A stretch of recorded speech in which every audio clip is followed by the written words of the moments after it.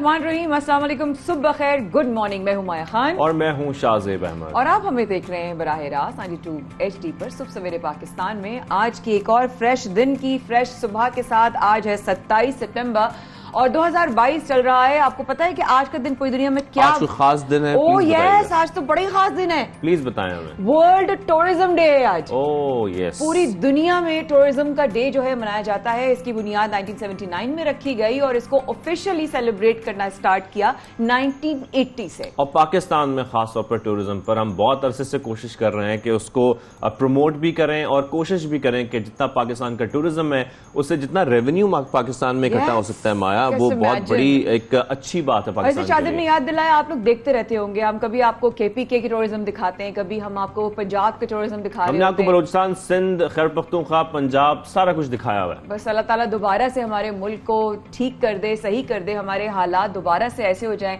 कि दुनिया भर से इस तरह लोग आते हैं पाकिस्तान को घूमने देखने के लिए, फिर से वो रौनक जो है वो बहाल हो जाए। तो प्रोग्राम का आगाज करते हैं जनाब। आज का बड़ा जबरदस्त और बहुत ही इंटरेस्टिंग पहला सेगमेंट है। बिल्कुल, बड़ा इंपॉर्टेंट भी है क्योंकि अक्सर हम मुख्तलिफ ढाबों पे बैठकर चाय पी रहे होते हैं और दूध पत्ती की बात भी होती है। कराची की दूध पत्ती चाय में भी माइक्रोप्लास्टिक की आलूदगी का इंकशाफ हुआ है। इस इंकशाफ के बारे में अगर आपको बताएं तो जिन्ना यूनिवर्सिटी बराए खवातीन और WWF पाकिस्तान की तहकीक में यह साबित हुआ है कि कराची से हासिल किए गए चाय के नमूने माइक्रो प्लास्टिक से आलूदा है माया। यानी कि प्लास्टिक के जर्रात उस चाय की प्याली में मौजूद होने के जो है वो शक शुबा हो गया है, यकीन आ गया है और ये खबर आ चुकी है कि जो आप ढाबों पे बाहर जाके या कहीं दुकान पर या कहीं भी जो चाय पीते हैं, जो कि हमारा कल्चर है, चाय के बगैर तो हम रह ही नहीं सकते और कराची के लोग तो बिल्कुल भी नहीं रह सकते। सुबह शाम हम देखते हैं अक्सर तमाम फैमिलीज बाहर इकट्ठी होती हैं, इवन लोग, वो तमाम लोग जो दफातर से फ्री होते हैं वो भी शाम में बाहर बैठकर चाय पीते हैं। तो ये ट्रेंड तो बहुत ज्यादा, लेकिन इस ट्रेंड से कितना नुकसान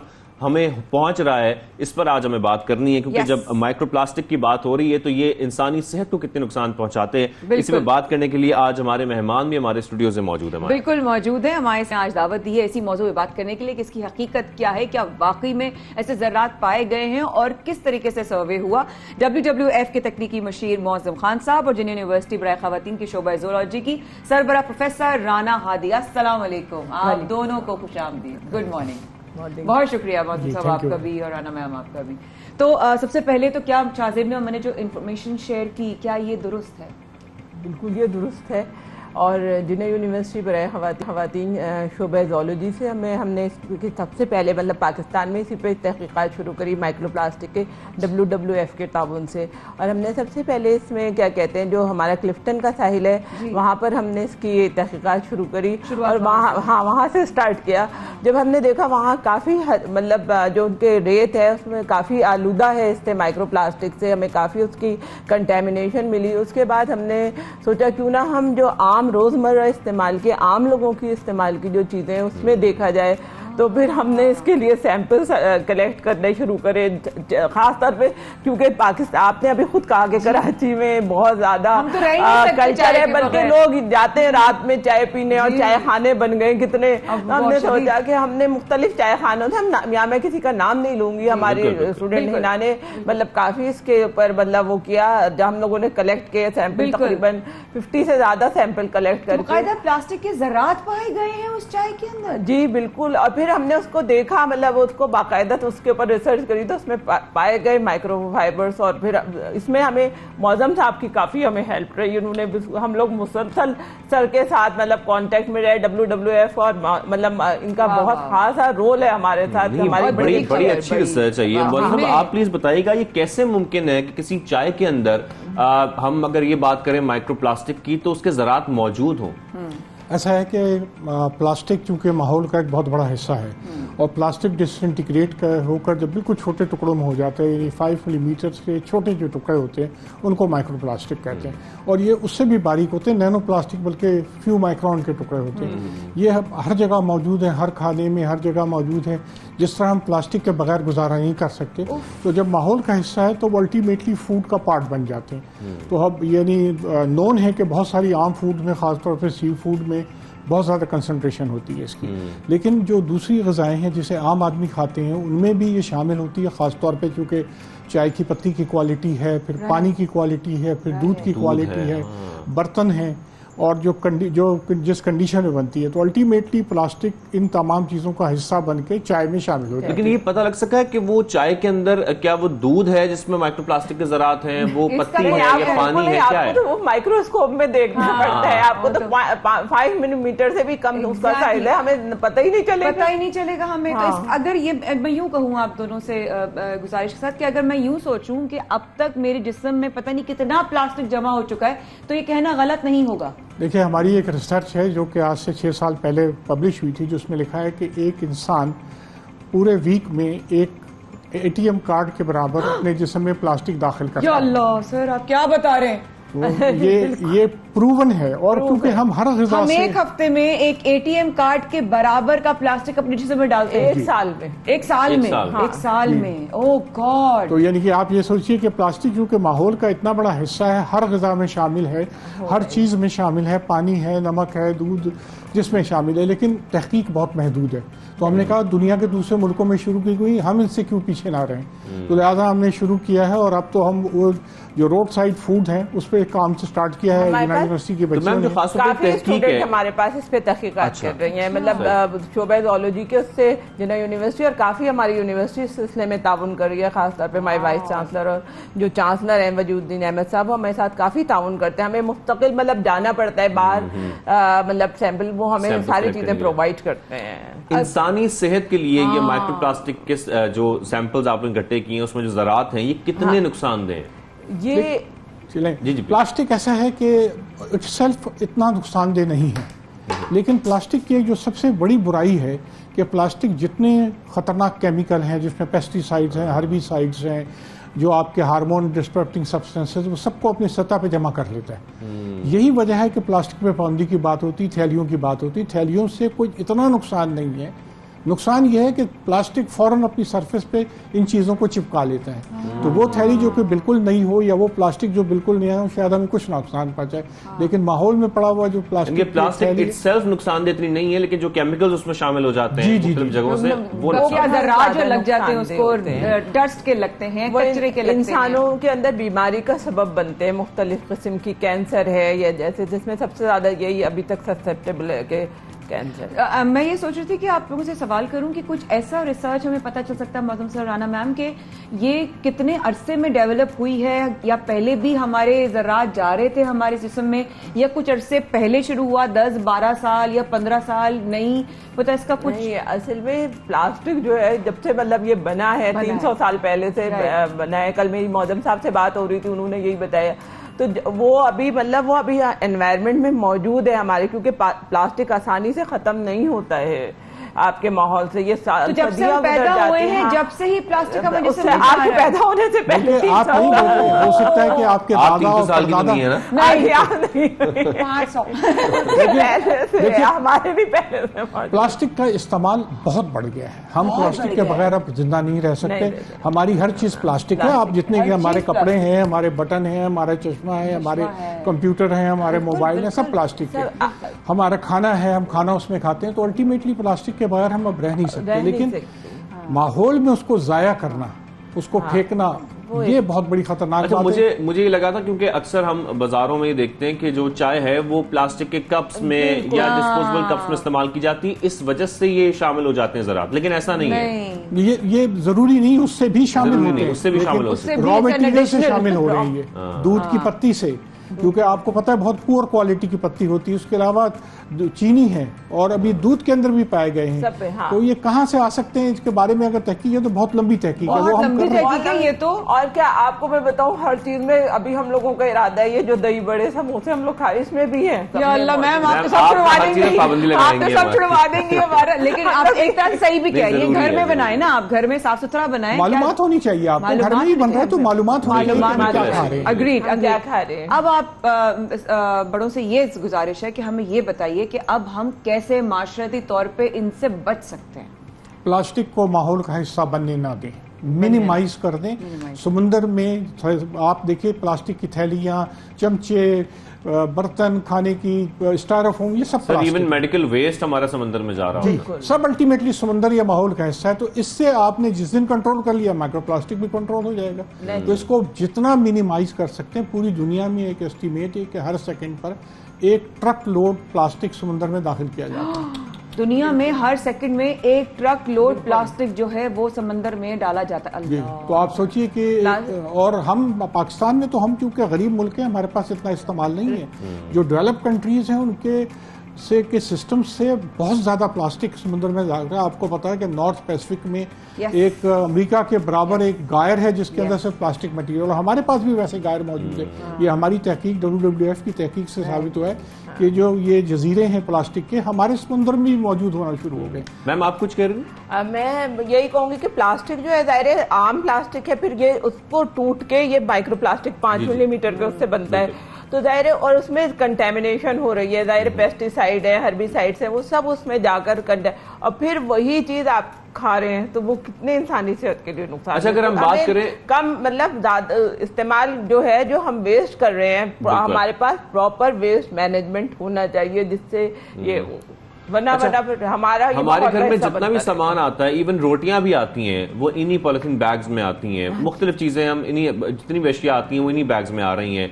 आप हमें ये बताइएगा हम किस तरीके से एहतियात कर सकते हैं, किस हद तक एहतियात कर सकते हैं? देखिए मतलब आपको याद है पहले जब प्लास्टिक का इतना इस्तेमाल नहीं था लिफाफे, तो हम लोग अखबारों में या हमारे घर में अम्मियां वो थैला बनाती थी कपड़े का, तो वो जो है वो सबसे बेस्ट ऑप्शन है क्योंकि वो रिसाइकिल और रीयूजेबल है। वो ये प्लास्टिक की थैलियां कम से कम इस्तेमाल। अखबारों के बारे में तो कहते हैं कि उसकी भी इंक शामिल हो जाती है खाने में। जी वो भी एक जहर है, उससे भी एहतियात करनी चाहिए। तो हमारे जो नॉर्मल सिस्टम है जिसमें हम रहते हैं उसमें बहुत सारी ऐसी चीजें जिसको हम अपने जिस्म को कंटेमिनेट कर रहे हैं। प्लास्टिक उसमें सबसे ज्यादा बढ़ गया है। दुनिया का सबसे बड़ा क्राइसिस पोल्यूशन का प्लास्टिक काउंट होता है क्योंकि हर जगह मौजूद है, हर माहौल मौजूद है। देखिए जब चाय में मौजूद है, बल्कि हमारी तहकीक तो ये बात की इससे पहले अमेरिका में पहला पता चला है कि जो आप वो इस्तेमाल करते हैं टी बैग्स उससे प्लास्टिक इससे बहुत ज्यादा शामिल होता है, उसमें ज्यादा है। हाँ, हमारे ज्यादा है बैग में। हाँ जी, वो इससे कम से कम 10 से 15 गुना ज्यादा। सारा दिन ना शौक में गुजरने वाला है। अब मैं जिसको चाय पीते देखूंगा इसे प्लास्टिक पी रहा है, ये प्लास्टिक पी के देखिए जो तहकीक है सर, ये इतनी अहम तहकीक है, हमें आज अंदाजा हो रहा है कि सर शाहजेब नहीं वो मैं भी यही सोच रही थी कि वो जो प्लास्टिक के चमचे होते हैं या प्लास्टिक के जो डिस्पोजेबल ग्लासेस होते हैं या प्लेट्स होती हैं, अच्छा हमारे घर में प्लास्टिक की जो प्लेट्स और बर्तन है वो बैन हो चुके हैं। वो पता नहीं किस लिए उन्होंने किया था। बहन ने कहा था कि जो खाना गर्म होकर जाता है उसमें प्लास्टिक जो है वो शामिल हो जाता है, तो वो प्लास्टिक के बर्तन उन्होंने माइनस कर दिए।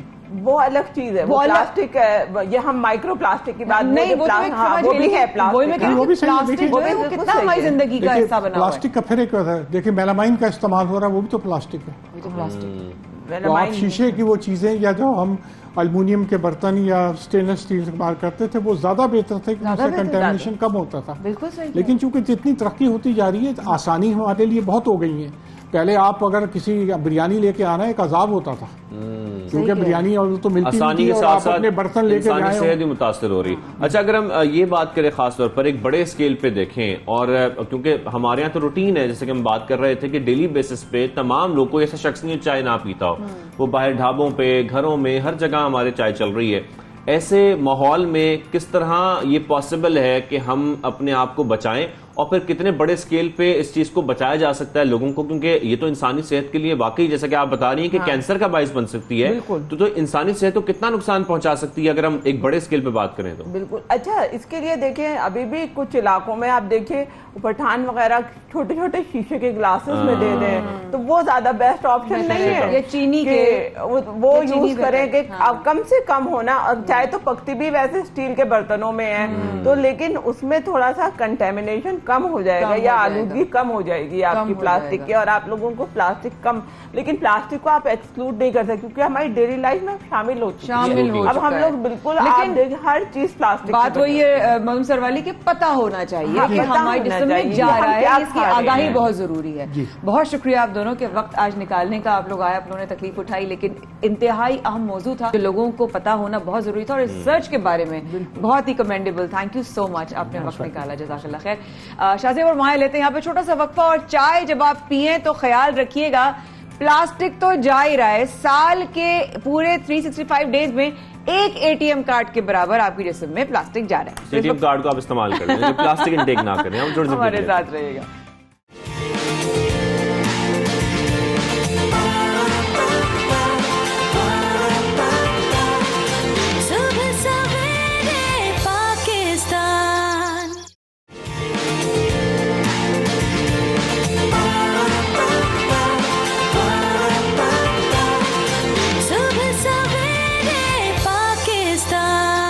ایک بار پھر ہمارے ساتھ رہنے کا بہت شکریہ. شاذب ہمایا کر رہے تھے آپ کا انتظار. امید ہے پہلا سیگمنٹ آپ کو بہت پسند آئے گا کیونکہ دوسرا سیگمنٹ اس سے بھی زیادہ دلچسپی رکھتا ہے, اور وہ یہ ہے جناب کہ اگر ہم ضرورت سے زیادہ, کہتے ہیں نا اکثر لوگ بہت زیادہ پریشان رہتے ہیں شاذب کے, ٹینشن میں آ جاتے ہیں, چھوٹی چھوٹی چیزوں کو لے کے پریشان ہو رہے ہوں گے, آپ کے ماتھے پہ بل ہوگا.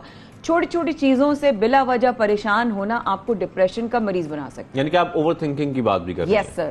اوور تھنک کرنا انسانی صحت کے لیے کتنا, یعنی کہ مینٹل صحت کے لیے آپ پہ کتنا نقصان دہ ثابت ہو سکتا ہے. خاص طور پر ان کیفیات کے باعث سب سے پہلے انسان بے آرامی کا شکار ہو جاتا ہے اور ایک عجیب کیفیت اس پر طاری ہو جاتی ہے, ذہنی تکلیف میں مبتلا ہو جاتا ہے.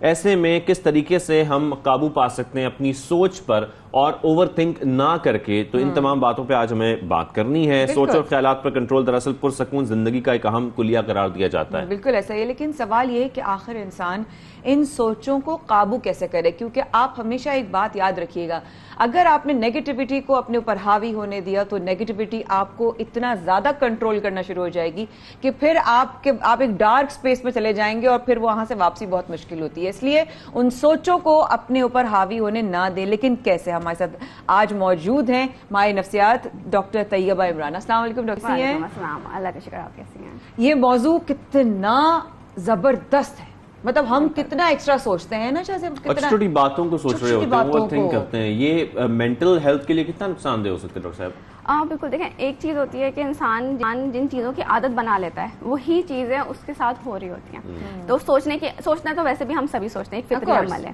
لیکن جو چیز حد سے زیادہ ہو جائے گی وہ ہمیشہ نقصان دہ. اور لوگوں کو عادت ہو چکی ہوتی ہے سوچنے کی, ہر چیز میں سوچنا کہ اچھا اب یہ والا کام ہے, اس میں سوچنا ہے, یہ کرنا ہے, یہ سوچنا ہے, کل یہ ہوا, آج یہ ہوگا, پرسوں یہ ہوگا.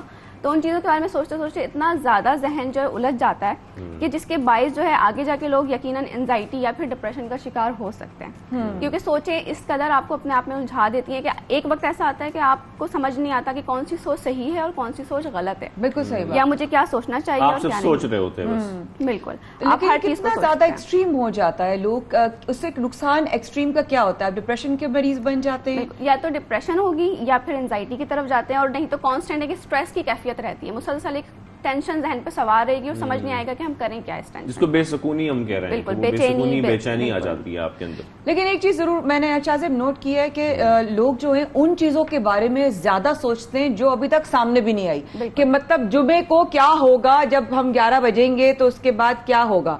تو وہ ایک چیز انسان کے اندر ایک بڑی, میں نے بڑی کوشش کی اس کو پریکٹس کرنے کی, لیکن کہ جو آپ کا وقت ابھی آیا نہیں ہے, وہ سچویشن سامنے آئی ہے نہیں, اس کے بارے میں سوچ کے کیوں اپنے آپ کو وہ کرنا, کیسے بچا جا سکتا ہے ڈاکٹر صاحب؟ دیکھیں, جس طرح سے آپ نے کہا کہ یا تو ہم کل کے بارے میں سوچتے ہیں جو آنے والا ہے, یا اس کے بارے میں سوچتے ہیں جو گزر چکا ہے. اچھا, دونوں ہی صورتوں میں نقصان ہوگا.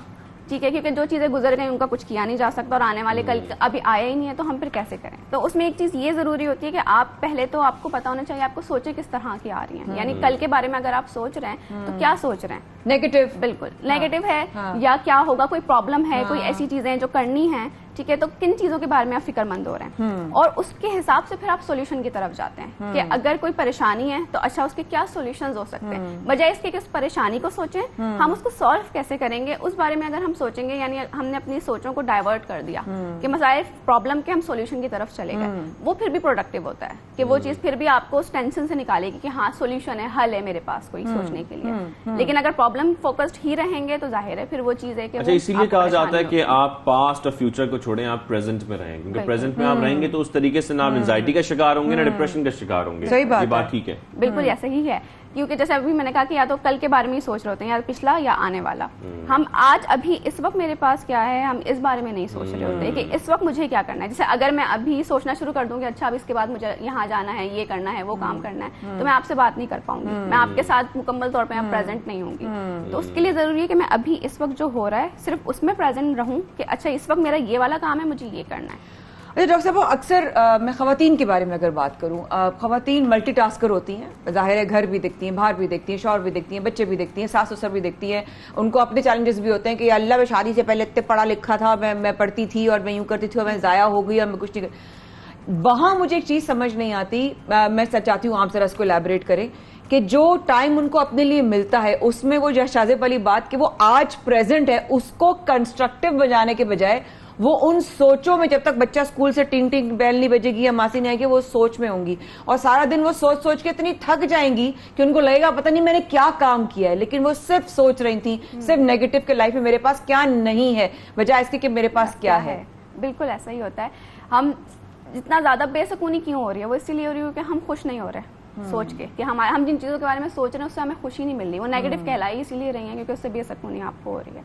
تو ایسے ہی ہوتا ہے کہ جو چیز ہمارے پاس ہے, جو ہم کر سکتے ہیں, وہ ہم کر نہیں رہے ہوتے, اور ہم ان چیزوں کے بارے میں سوچ رہے ہیں جو یا تو ہو نہیں سکتی یا ہم نے کی نہیں ہے.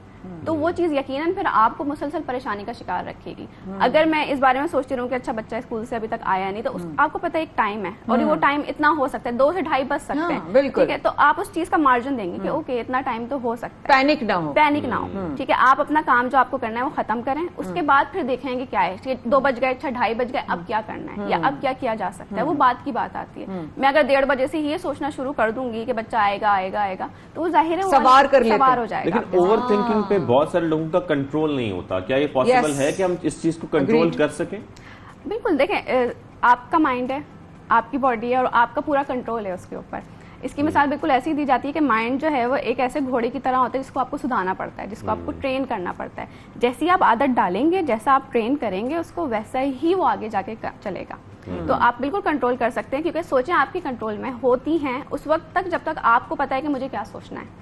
اگر آپ صرف کیونکہ وہ ایک آٹومیٹک پروسیس بھی ہے تو لوگ اکثر اس پہ دھیان نہیں دیتے. تو اگر آپ اس آٹومیٹک کے بجائے اس کو اپنے کنٹرول میں لائیں کہ نہیں مجھے اس چیز کے بارے میں نہیں, اس چیز کے بارے میں سوچنا ہے اس وقت, تو وہ بالکل آپ کے کنٹرول میں آ سکتا ہے. صاحب کوئی 3 ٹپس ایسی ہیں جیسے کہ ہمارے دین میں بھی بتایا گیا کہ اگر بہت غصہ آ رہا ہو تو پانی پی لو, ظاہر ہے, اور اگر آپ کا ایک obviously کچھ ریسرچز میں ہے کہ اگر آپ بہت ڈپریشن میں ہیں یا بہت آپ کو شدید ایگریشن آ رہا ہے, اگر آپ کھڑے تو بیٹھ جائیں تو کھڑے ہو جائیں, اب دونوں نہیں کر سکتے تو لیٹ جائیں, اس طرح کہ آپ کی باڈی شاید ڈائیورٹ ہو جائے. کوئی ایسے ٹپس ہیں جو اس طرح کی ڈپریشن کی تھاٹ سے لوگوں کو نکلنے میں مدد کر سکیں؟ ہاں بالکل.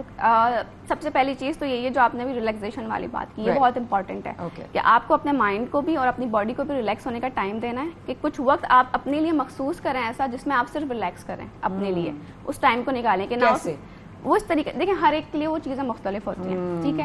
ایک چھوٹی سی ٹپ یہ ہوتی ہے کہ جو ہمارے 5 سینسز ہیں ان کے تھرو ہم بہت اچھے سے ریلیکس ہو سکتے ہیں. کیا بات, کہ یا تو ہم کچھ ایسی چیزیں دیکھیں جو ہمیں ریلیکس کرتی ہیں, یا سنیں, جیسے میوزک ہیں بہت سارے جو ہمیں ریلیکس کرتے ہیں, کچھ خوشبوئیں بہت اچھے سے ریلیکس کرتی ہیں آپ کو, کچھ چیزیں آپ کھاتے ہیں تو آپ اچھا محسوس کرتے ہیں. تو اپنے 5 سینسز کو یوز کرتے ہوئے آپ ان چیزوں کو آپ آئیڈینٹیفائی بھی کر سکتے ہیں جو آپ کو ریلیکس کرتی ہیں.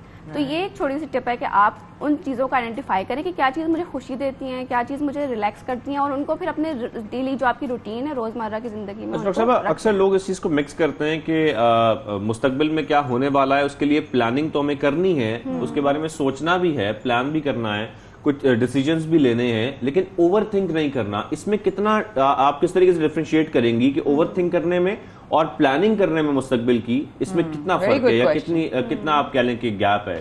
اوکے, دیکھیں اس میں اسی طرح جو ہم فائن لائن کہتے ہیں وہ یہی ہے, جہاں پہ چیزیں آپ کو پریشان کرنا شروع ہو جائیں اور آپ کے اندر بے چینی اور بے سکونی آئے, وہیں سمجھ جائیں کچھ اب مسئلہ ہو رہا ہے, کچھ گڑبڑ ہو رہی ہے. جہاں تک ہم پلان کرتے ہیں وہاں تک ہم ہوپ فل ہوتے ہیں کہ اچھا ٹھیک ہے یہ میں نے ایسے پلان کرنا ہے, اس طریقے سے ہوگا اور اتنا ٹائم لگے گا, وہاں تک ٹھیک ہے. لیکن اب میں اگر اس میں مزید اب سوچنا شروع کر دوں کہ ایسا نہیں ایسا ہو گیا تو کیا ہوگا, ایسا نہیں ویسا ہو گیا تو کیا ہوگا, نے نا بڑے ہماری جو ہے نا ہماری بڑی مشکل کریٹ کر دی. But thank you so much doctor صاحبہ, آپ نے وقت نکالا اور بہت ہی اہم موضوع پہ آپ نے آ کے گفتگو کی.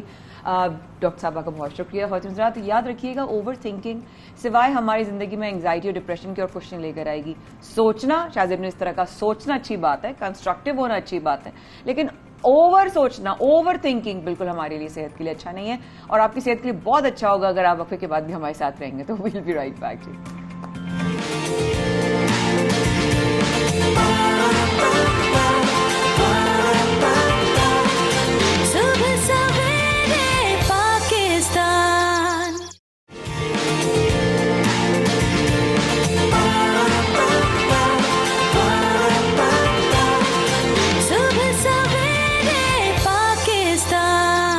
Welcome back. آپ دیکھ رہے ہیں صبح سویرے پاکستان. مایا خان اور شاہزیب احمد کے ساتھ کچھ پولیٹیکل باتیں کریں گے, کچھ باتیں کریں گے سیاسی, اور سیاست میں اس وقت بہت کچھ ہو رہا ہے, اور وہ یہ ہو رہا ہے کہ ہمارے ایک سابق وزیر خزانہ جو ہیں وہ وطن واپس لوٹ آئے ہیں. نامزد وزیر خزانہ اسحاق ڈار برطانیہ سے وزیر اعظم کے ہمراہ 5 سال بعد وطن واپس پہنچے ہیں, جبکہ اسحاق ڈار آج سینٹ کی رکنیت اور کل وزارت کا حلف اٹھائیں گے. نور خان ایئر بیس میں دیکھا کہ انہوں نے لینڈ کیا وزیر اعظم کے ہمراہ, اور پاکستان کو مشکلات سے نکالنے کی پوری کوشش کریں گے, یہ بھی کہا انہوں نے. بالکل ایسا ہی ہے. انہوں نے کہا کہ نواز شریف وزیر اعظم وزارت خزانہ کی ذمہ داری دی ہے, پاکستان کو مشکل حالات سے بھی نکالیں گے, اور پچھلے جو ہمارا زمانہ تھا اس وقت بھی پاکستان کو ایک اکنامکل ایک فائنینشیل چیلنج سے نکالا تھا, اس دفعہ بھی پوری کوشش ہوگی. اسحاق ڈار کی واپسی سمیت دیگر سیاسی معاملات پر یہ معاملات اور دوسری پارٹیز یا اپوزیشن کس طرح دیکھتی ہے, اس کو بات کرنے کے لیے ہم نے دعوت دی ہے. ہمیں جوائن کیا ہے پیچھے رہنما یوسف زئی صاحب نے. السلام علیکم شوکت صاحب,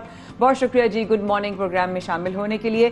یہ جو سر مفتاح اسماعیل صاحب کی جو حکومت نے مشکل اقدامات اٹھائے تھے اور ان کی جگہ اب اقصاد آق صاحب کو جو ہے وہ لے کر آئے ہیں, کیا سمجھتے ہیں اب بہتری آ سکتی ہے ان معاملات میں؟ دیکھیں, کوئی بڑی توقعات نہیں رکھنی چاہیے ان سے. جس وقت اسحاق ڈار صاحب تھے اور یہ لوگ کہتے ہیں کہ جو ڈالر نیچے لے آئیں گے, ان کے ڈالر نیچے لانے سے ملک کو کتنا نقصان ہوا تھا. وہ جب جا رہے تھے حکومت ختم ہوئی تھی, اس وقت آپ کو پتا ہے کہ جو ریزرو تھے پاکستان کے 9 ارب تک پہنچ چکے تھے, اور ہمیں جب ہٹایا گیا تو اس وقت 16 ارب سے زیادہ تھے, اور آج آپ دیکھیں تو 8 ارب کے قریب ڈالر جو ہے وہ ریزرو رہ گئے ہیں. تو یہ انہوں نے تو بڑی ٹرائی کی. اب لوگوں کو صرف وہ ٹرک کی بتی کے پیچھے لگانا ہے کہ جی ہم اب وزیر خزانہ بدل رہے ہیں, اب حالات ٹھیک ہو جائیں گے. آپ دیکھیں اس وقت جب ہم تھے, اس وقت آپ دیکھیں تیل کی قیمت عالمی مارکیٹ میں 103 روپے سے لے کے 115 روپے تک ڈالر تھی, اور اس کے باوجود ہمارا جو ہے نا 150 روپے سے ہم نے اوپر نہیں چھوڑا پیٹرول. آج 90 روپے ڈالر جو ہے وہ تیل مل رہا ہے عالمی مارکیٹ میں, لیکن آپ دیکھیں کہاں پہنچا ہے. اور ڈالر دیکھیں 178 روپے ہمارے دور میں تھا, آج 240 روپے. یہ کیا کریں گے آگے, یہ کتنا کریں گے, 230 پر لے آئیں گے. تو اس کا مطلب یہ ہے کہ ان کے پاس کوئی ڈائریکشن تو تھی نہیں, حکومت میں آ گئے اور سارا مل کے انہوں نے ایک کام کیا ہے. وہ کام یہ ہے کہ انہوں نے نیب کے کیسز ختم کر دیے. 85 سے لے کے ابھی تک جتنے ان کے اوپر کیسز تھے وہ ختم ہو گئے. یہ بھی ڈھیل کے تحت آ رہا ہے, باقاعدہ NRO ملا ان کو. اور نہیں جب جا رہے تھے تو ان سے تو ایک کویشچن پوچھا تھا نا نیب نے کہ جی آپ کے جو والد صاحب تھے وہ یہ کاروبار کرتے تھے اور آپ کے پاس ارب پتی آپ کیسے بن گئے. وہ جواب دینے کے بجائے بیمار پڑ گئے, باہر چلے گئے, اور آج واپس صاحب آ رہے ہیں واپس. تو یہ تو میرے خیال سے کہ جو شریف فیملی ان کو لیکن شوکت صاحب پچھلے زمانے میں بھی تو جب اسحاق ڈار صاحب آئے تھے انہوں نے مشکل سچویشن سے نکالا تھا. آپ کو نہیں لگتا ان کے پاس کوئی سولوشن ہو سکتا ہے کوئی بہتری کی طرف جائے؟ کیونکہ انہوں نے کہا کہ پچھلے زمانے میں بھی دور میں ہم نے نکالا پاکستان کو معاشی چیلنج سے, تو کیا سمجھتے ہیں اس دفعہ بھی ان کے پاس کوئی سولوشن نہیں ہو سکتا؟ دیکھیں معاشی چیلنج سے کیا نکالا ہے. آپ کو پتا ہے کہ پاکستان کی اس وقت جب یہ تھے, یہ میں ریکارڈ باتیں کر رہا ہوں, جب ہمیں حکومت ملی تو اس وقت 43 ارب ڈالر آمدنی تھی پاکستان کی, 43 ارب. اور جب ہم جا رہے تھے تو 63 ارب روپے کی آمدنی تھی. ہمارے سارے وزیر خزانہ کو یہ کہتا رہے یہ نہیں نالائق, یہ نہیں سمجھتے ہیں. تو کتنا بڑا فرق تھا. تو یہ جو ہے نا اب یہ آئیں گے تو کیا کریں گے جب پچھلے دور میں یہ آمدنی اپنی نہیں بڑھا سکے. دیکھو ایکسپورٹ جب تک آپ نہیں بڑھائیں گے, آپ 16 روپے یونٹ سے بجلی کو 45 روپے پہ لے گئے. آپ کہتے ہیں کہ معیشت کو بہتر کریں گے, کہاں سے بہتر کریں گے؟ گیس آپ کی غائب ہو گئی, انڈسٹریاں بند ہو رہی ہیں. پاکستان کے پاس اور کیا ہے آپ مجھے بتائیں. آپ اپنی انڈسٹری کو نہیں چلا سکتے تو آپ کی ایکسپورٹ کہاں سے بڑھے گی؟ آپ کی ایکسپورٹ نہیں بڑھے گی تو آپ کی آمدنی کہاں سے آئے گی؟ اس وقت تو دیکھیں نا, یہ ان کے پاس بہت بڑا اچھا ایک ٹائم تھا کہ عالمی مارکیٹ میں تیل کی قیمتیں کم ہوئی ہیں. یہ عوام کو ریلیف دے سکتے تھے, بجائے اس کے کہ عوام کو ریلیف دے مزید اس پہ بورڈ ڈالا جا رہا ہے. یہ پیسہ کہاں جا رہا ہے؟ شوکت صاحب بطور سیاسی حریف آپ کیا سمجھتے ہیں کہ اسحاق ڈار کی واپسی کے بعد کیا نواز شریف صاحب کی واپسی بھی ممکن ہے؟ دیکھیں یہ تو ایک ڈیل ہو رہی ہے نا. اب آپ کو پتا ہے کہ سارے جتنے بھی جس نے چوری کی تھی وہ بیمار پڑ کے باہر چلے گئے, اور وہ نیب کی آنکھوں سے اجل ہو گئے. کس سے ڈیل ہو رہی ہے؟ ان کے خلاف یہاں کیسے چل رہے ہیں, ڈیل کس سے ہو رہی ہے؟ یہ اب یہ حکومت NRO دے رہی ہے نا. یہ دیکھو پہلے یہ خود آئے سازش کر کے 13-14 جماعتیں مل کر آئیں کہ جی ہم پاکستان کو اوپر لے جائیں گے. یہ 13-14 جماعتوں نے جو پاکستان کو ٹیکہ لگایا ہے نا، جو اربوں روپے کبھی چوکیدار کے نام پہ، کبھی ٹھیکیدار کے نام پہ، کبھی کس کے نام پہ، وہ سارے کیسز تو ختم نہیں ہوئے تھے نا، وہ تو چل رہے تھے. اب ان کو بیل ملی، بیل مل کے سب نے سازش کر کے پیسہ خرچ کر کے پیسے لوگوں کے ضمیر خرید کے اسمبلیوں میں پہنچے، حکومت بنائی، اور پھر اپنے رشتہ داروں کو آہستہ آہستہ NRO دینے کی کوشش کی جا رہی ہے. لیکن میں آپ کو بتاؤں کہ اس سے ملک کو بہت بڑا دھچکا مل رہا ہے، کیونکہ اتنی بڑی رقم جو انہوں نے ہڑپ کی تھی وہ سب کے سب معاف کرنے جا رہی ہے. اور یہ نقصان کس کا ہوگا؟ پاکستان کا ہوگا. وہ غریب عوام جو بیچارے روزانہ مزدوری کر کے اپنے بچوں کا پیٹ پالتے ہیں، اور یہ جو لوگ اپنا ٹیکس دیتے ہیں، اس کا کیا آپ مجھے بتائیں کہ آج یہ آ کے یہ پیٹرول کیا کہتے ہیں آٹا سستا نہیں کر سکتے، کیونکہ IMF کے ساتھ ان کی جو ڈیل ہوئی ہے اس میں تو عوام کو ریلیف دینے کی بات ہی نہیں کر سکتے. تو جب عوام کو ریلیف نہیں دیں گے تو بے شک یہ ڈالر کو کہیں پہ بھی لے جائیں گے، اس سے کیا فرق پڑے گا؟ اصل چیز تو یہ ہے کہ آپ عوام کو ریلیف دیں، آپ آٹا سستا کریں، گھی سستا کریں، لوگوں کی جو ڈیلی کموڈیٹیز ہے اس کو سستا کریں. وہ تو آپ نے وہاں پہ کر دیا کہ چوکر صاحب بتائیں ذرا اسلام آباد تیاری کے بارے میں ذرا بتائیں کہ آپ لوگوں کی تیاری ہو چکی ہے اسلام آباد آنے کی؟ جی چوکر صاحب، اسلام آباد آنے کی تیاری؟ اسلام آباد کی تیاری بالکل ہماری تیاری اللہ کی فضل سے ہم تو پہلے سے ٹرین ہیں. آپ کو پتہ ہے کب سے ہم یہ دھرنے دے رہے ہیں، کب سے ہم تو شروع دن سے جب سے حکومت میں آئے، یہ 9 سال ہے 10 ہم تو کبھی دھرنوں سے اور اس سے پیچھے نہیں ہٹے. ہم نے سب کچھ کر لیا ہے. لیکن دیکھیں یہ پاکستان کے عوام کا مسئلہ ہے. اگر آج عمران خان عوام کے لیے نکل رہا ہے نا تو وہ اس لیے نکل رہا ہے کہ اس کو پتہ ہے کہ آگے جو ہے نا وہ کھائی ہے، عوام کو کوئی اس سے فائدہ نہیں ہو رہا ہے اس حکومت سے. یہ صرف اور صرف ان کا فوکس جو ہے عمران خان کے اوپر ہے اور اپنے کیسز ختم کرنے کے اوپر ہے. ان کا اس حکومت کی کوئی ڈائریکشن آپ کو نظر نہیں آئے گی. اور یہ سارا ان کا فوکس جو ہے مریم نواز سے لے کے ان کے سارے وزراء صبح جب اٹھتے ہیں شام کو ٹی وی پہ آتے ہیں عمران خان برا، عمران خان برا. عوام نہیں مانے گی، آپ بے شک کہیں. عوام کو پتا ہے کہ اس وقت ڈالر بھی سستا تھا، اس وقت اتنی مہنگائی نہیں تھی. انہوں نے کہا مہنگائی ہے، عمران خان نالائق ہے، عمران خان نہیں چلا سکتا ملک کو. آج یہ جو قابل ترین لوگ سارے مل کے آ گئے اسلام آباد کے اوپر. کچھ دن قبل وزیر خارجہ بلاول بھٹو زرداری صاحب نے بڑی تعریف کی عمران خان صاحب کی، بڑے اچھے الفاظ میں انہوں نے جو اپنی تقریر میں وہ کیا. تو وہ چیز تو ان کی طرف سے تو ایک اچھا ایک جسٹر آیا کہ انہوں نے غیروں کے سامنے یا دوسرے ملکوں کے سامنے جو ہے عمران خان صاحب کی بھی تعریف کی. تو عمران خان کی تعریف تو اس لیے کرتے ہیں نا کہ عمران خان کی تو ادھر باہر کے لوگ تو اس کی وہ نہیں مانتے ہیں نا، اس کے خلاف جو باتیں کرتے ہیں تو پھر تو ان کی اپنی پوزیشن خراب ہوتی ہے. دوسری بات یہ میں آپ کو بتاؤں کہ عمران خان کی تعریف کرے نہیں گیسچر دیکھنا، عوام دیکھے عوام مہنگائی کے ہاتھ رول رہی ہے. ہم گیسچر بناتے رہے، اپنے تعلقات بہتر کرتے رہے. مطلب یہ کہ ہم کہیں کہ جی ٹھیک ہے خیر ہے عوام رولے لیکن آپ خوش رہیں. دیکھیے یہ کوئی لے دے والی بات نہیں ہے، نہ ہم ان سے کوئی ڈیل کر رہے ہیں. اللہ کے فضل سے 13-14 جماعتیں مل کر مقابلہ نہیں کر پا رہی ہمارا. اسی لیے تو کبھی ایک مقدمہ کبھی دوسرا مقدمہ، جعلی مقدموں پہ وہ چل رہی ہے.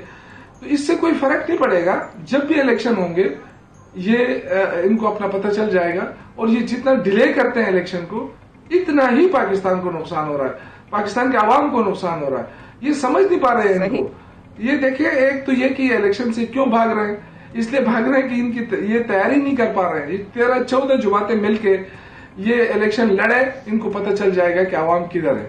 یہ دیکھو اس وقت تو ان کے لیے اتنا برا ماحول بنا ہوا ہے. آپ کو نہیں لگتا کہ الیکشن ہو جانے کے سچویشن میں پاکستان کی اس وقت جو شوکت صاحب، لیکن جس سچویشن اس وقت پاکستان ہے موجود، ہم لوگ پوری دنیا کے سامنے بہت کنفیوزڈ نیشن کے طور پر آ رہے ہیں. کوئی بھی بڑا انویسٹر پیسے لگانے کو تیار اس لیے نہیں ہوتا کیونکہ کہتا ہے بھائی آپ کا کچھ نہیں پتا، آج الیکشن ہوں گے نہیں ہوں گے، حکومت رہے گی نہیں رہے گی، ہم پیسہ لگائیں نہیں لگائیں. آپ کو نہیں لگتا کہ اب الیکشنز کا زور دینا اس وقت جو حالات سے ہم چل رہے ہیں بارشوں کے بعد، ہمیں تھوڑا سا اسٹیبل ہو جانا چاہیے؟ دیکھیں بات یہ ہے کہ یہ ان لوگوں پہ تو کوئی اعتماد نہیں کرتا ہے. اب بدقسمتی ہے کہ سارے مل کے سازش کر کے پیسہ ان کے پاس بے تحاشا ہے. یہ لوگوں کے ضمیر بھی خرید سکتے ہیں. کبھی کہتے ہیں پنجاب کی حکومت ختم کرتے ہیں، کبھی کہتے ہیں صوبہ خیبر پختونخوا کی حکومت ختم کرتے ہیں. دیکھیے اگر پیسوں کے زور پہ سیاست ہونی ہے نا تو پھر تو پاکستان کا یہی حال ہوگا. پھر کون اس پہ اعتماد کرے گا؟ آج میں دو چیزیں آپ کو بتاتا ہوں. यहाँ सैलाब है पूरे मुल्क के अंदर, और स्पेशली खैबर पख्तूनख्वा, पंजाब और सिंध, बलूचिस्तान ये मुतासर हो रहे हैं। अब मुझे बताएं, इनका सारा जोर जाली मुकदमों पे लगा हुआ है। एक मुकदमा, दूसरा मुकदमा, सारा दिन टीवी चैनल पे इनके जो मीडिया है वो ये दिखाता है इमरान खान इधर चला गया, इमरान खान उधर चला गया। ये अवाम पे फोकस नहीं कर पा रहे हैं। आज तक आप मुझे बताएं, खैबर पख्तूनख्वा में इन्होंने एक लेटर भेजा था कि जी हमें अपना एक फोकल पर्सन दे, फोकल कि जी हम सैलाब के लिए जो है ना, मुझे फोकल पर्सन बनाया गया खैबर पख्तूनख्वा के सैलाब के लिए, वफाक से राब्ते के लिए। आप यकीन करें आज तक उनसे राब्ता नहीं हुआ। हसन इकबाल ने लेटर लिखा कि हम मिलकर काम करना चाहते हैं, आज तक उनकी न कोई कॉल आई, न कोई मीटिंग में बुलाया, न उन्होंने कोई बताया कि हम क्या करना चाहते हैं खैबर पख्तूनख्वा में। तो इस तरह की जो चीजें ना, ये हुकूमत इनके कोई, मैंने आपसे कहा कि डायरेक्शन तो है नहीं, वक्त गुजारना है इन्होंने, अपने केसेस खत्म करने, इलेक्शन होंगे तो चीजें वाज़ेह होंगी। शौकत यूसुफजई साहब, थैंक यू वेरी मच, आपने शो में ज्वाइन किया। और जिस तरीके से हम देख रहे हैं कि इस वक्त पाकिस्तान की सूरत हाल जो बन रही है, उम्मीद हम यही करते हैं कि पाकिस्तान के हालात, मईशत भी बेहतर हो, पाकिस्तान के हालात ओवरऑल भी बेहतर हो। लेकिन क्योंकि मईशत की बात हो रही है तो इस पर क्या इस वक्त हक़ाइक़ क्या हैं वो भी हम जानना चाह रहे हैं। बड़ी जबरदस्त हक़ाइक़ है जनाब कि अगर जैसे ही मिफ्ता इस्माइल साहब ने जो है वो इस्तीफा दिया, उधर ही रुपया जो है तगड़ा होना शुरू हो गया। अमरीकी डॉलर की जो उड़ान थम गई। कल ओपन मार्केट में डॉलर कुछ 6 रुपए सस्ता होकर 235 रुपए का हो गया। वैसे अजीब सी बात है क्योंकि पार्टी यानी कि जमात एक ही है जिनके वजीर खजाना है और वहीं पर तब्दीली हुई है। हाँ। और एक पुराने वजीर खजाना यानी कि साबिक वजीर खजाना जो है वो एक बार फिर वापस आए हैं और उसके बाद अचानक मुस्बत रुझान देखा जाए स्टॉक मार्केट में, डॉलर में एक बार फिर कमी देखी जाए। ये क्यों हुआ है, इसकी वजूहात क्या है, बुनियादी वजूहात क्या है? मेरा एक सवाल है आपसे, क्या ये एक्चुअली में हुआ है या ये क्रिएट किया गया है? ये भी हो सकता है, पॉसिबिलिटीज हैं, लेकिन ये हमें एक्सपर्ट्स ही बताएंगे। इसी पे बात करने के लिए माहिर माशियात खाकान नजीब साहब हमारे साथ मौजूद हैं। खाकान साहब, आपको खुशामदीद कहेंगे सबसे पहले पाकिस्तान में। सर, अब इस्तीफा आया है मिफ्ता इस्माइल साहब का और साथ ही हम देख रहे हैं कि डॉलर जो है वो तगड़ा होना शुरू हो गया। ये मसनूई तौर पर है, हकीकी तौर पर है, क्या वजूहात है इसकी? अस्सलाम वालेकुम जी, it's my pleasure to be on 92। देखिए कुछ तो सेंटिमेंट है ऑफ कोर्स जो मार्केट को ड्राइव कर रहा है। कुछ अगर आप फंडामेंटल्स भी देखें तो वो कुछ दिन से तब्दील होना शुरू हो गए हैं और वो ये हैं कि आपको अभी वर्ल्ड बैंक और एशियन डेवलपमेंट बैंक ने मिलाकर अगर आप देखें तो वर्ल्ड बैंक की $2 बिलियन की बात हुई, एशियन डेवलपमेंट बैंक की $1.5 अरब की बात हुई। तीसरी चीज ये है कि अगर आप देखें तो क्रूड प्राइसेस जो हैं वो कहाँ $120 पे थी और अब $80 के करीब आ गई हैं। फिर मैं अभी कमोडिटी ट्रेडर्स से बात कर रहा था इंटरनेशनली, आयरन ओर की कीमत, कोल की कीमत, क्रूड की मैंने बात की, एल्यूमिनियम की कीमत, निकल की कीमत, ये जो सारी कमोडिटीज हैं they are on a downward trend. सो जो एक्सटर्नल प्रेशर था कि हमारी जो इम्पोर्ट्स हैं उन पे वो भी थोड़ा कम होता दिखता है। इसके साथ साथ ऑफ कोर्स IMF प्रोग्राम हुआ, आपको $1.17 बिलियन मिले और अब ये उम्मीद है कि IMF के साथ निगोशिएशन जो है हम रीनिगोशिएट भी कर पाएंगे प्रोग्राम को। प्लस कुछ फ्लड्स मनी भी जो हैं वो फ्लो इन करना शुरू कर गई हैं। आपने 160 मिलियन UN के साथ बात हुई, कुछ कंट्रीज ने आपको पैसे दिए। सो ऑल इन ऑल कुछ फंडामेंटल्स में भी जो तब्दीली है वो आना शुरू हो गई है। But that doesn't take it away कि अभी भी पाकिस्तान की मईशत जो है वो बहुत सीवियर लिक्विडिटी क्रंच में है, यानी कि डॉलर लिक्विडिटी क्रंच में है। इसको दूर करना जरूरी है। हमारे जो $8.5 अरब के SVP के रिजर्व्स हैं, खाकान साहब, स्टॉक मार्केट में भी जो है वो एकदम से तेजी का रुझान देखा। खाकान साहब, आप क्या समझते हैं? प्लीज जरा मुझे समझाने, मैं भी जरा समझने की कोशिश करूं कि क्या इस वक्त अगर हम ये देखें कि सालदार साहब का सरमायाकारों पर ज्यादा भरोसा है, इसी वजह से स्टॉक मार्केट में भी तेजी देखी गई कल। What do you think? देखिए ऑफ कोर्स एक सेंटिमेंट तो डेवलप होता है, कुछ भी अगर चेंज होता है इकोनॉमिक टीम में या इकोनॉमिक फंडामेंटल्स में या ग्लोबल इकोनॉमिक पिक्चर में, ये 3 चीजें हैं जिनको हमने जहन में रखना है। जब भी इनमें कोई तब्दीली आती है तो एक सेंटिमेंट जो है वो सारी मार्केट्स में चेंज होता है। ये दोनों मार्केट्स जो हैं ये ज्यादा जैसे आप कहते हैं फास्ट मूविंग है, तो इन्होंने फास्ट मूविंग रिएक्शन दिया है। इसी तरह पाकिस्तान का इंटरनेशनल बॉन्ड जो है उसमें भी कुछ बेहतरी आई है। सो ये तीनों मार्केट्स जो हैं अभी एक पॉजिटिव सेंटिमेंट देख रही हैं। पर याद रखिए कि अभी भी पाकिस्तान की मईशत एक डिफिकल्टी में है और ये एक सेंटिमेंट की तब्दीली है। कुछ फंडामेंटल्स बेहतर होना शुरू हुए हैं, اس کو جب تک بلڈ نہیں کریں گے ہم اگلے 6 مہینے میں, اگلے 1 سال میں, تب تک یہ جو استحکام ہے یہ اسٹیبلائزیشن میں تبدیل نہیں ہوگا. اسٹیبلائزیشن میں تبدیل نہیں ہوگا. تھینک یو ویری مچ خاقان صاحب. تھوڑی وقت کی کمی بھی ہے, ہم کچھ اور بھی جاننا چاہ رہے تھے آپ سے, لیکن انشاءاللہ نیکسٹ ٹائم ضرور سوالات کریں گے. یہاں پہ چھوٹی سی بریک لیتے ہیں, بریک کے واپس آتے ہیں.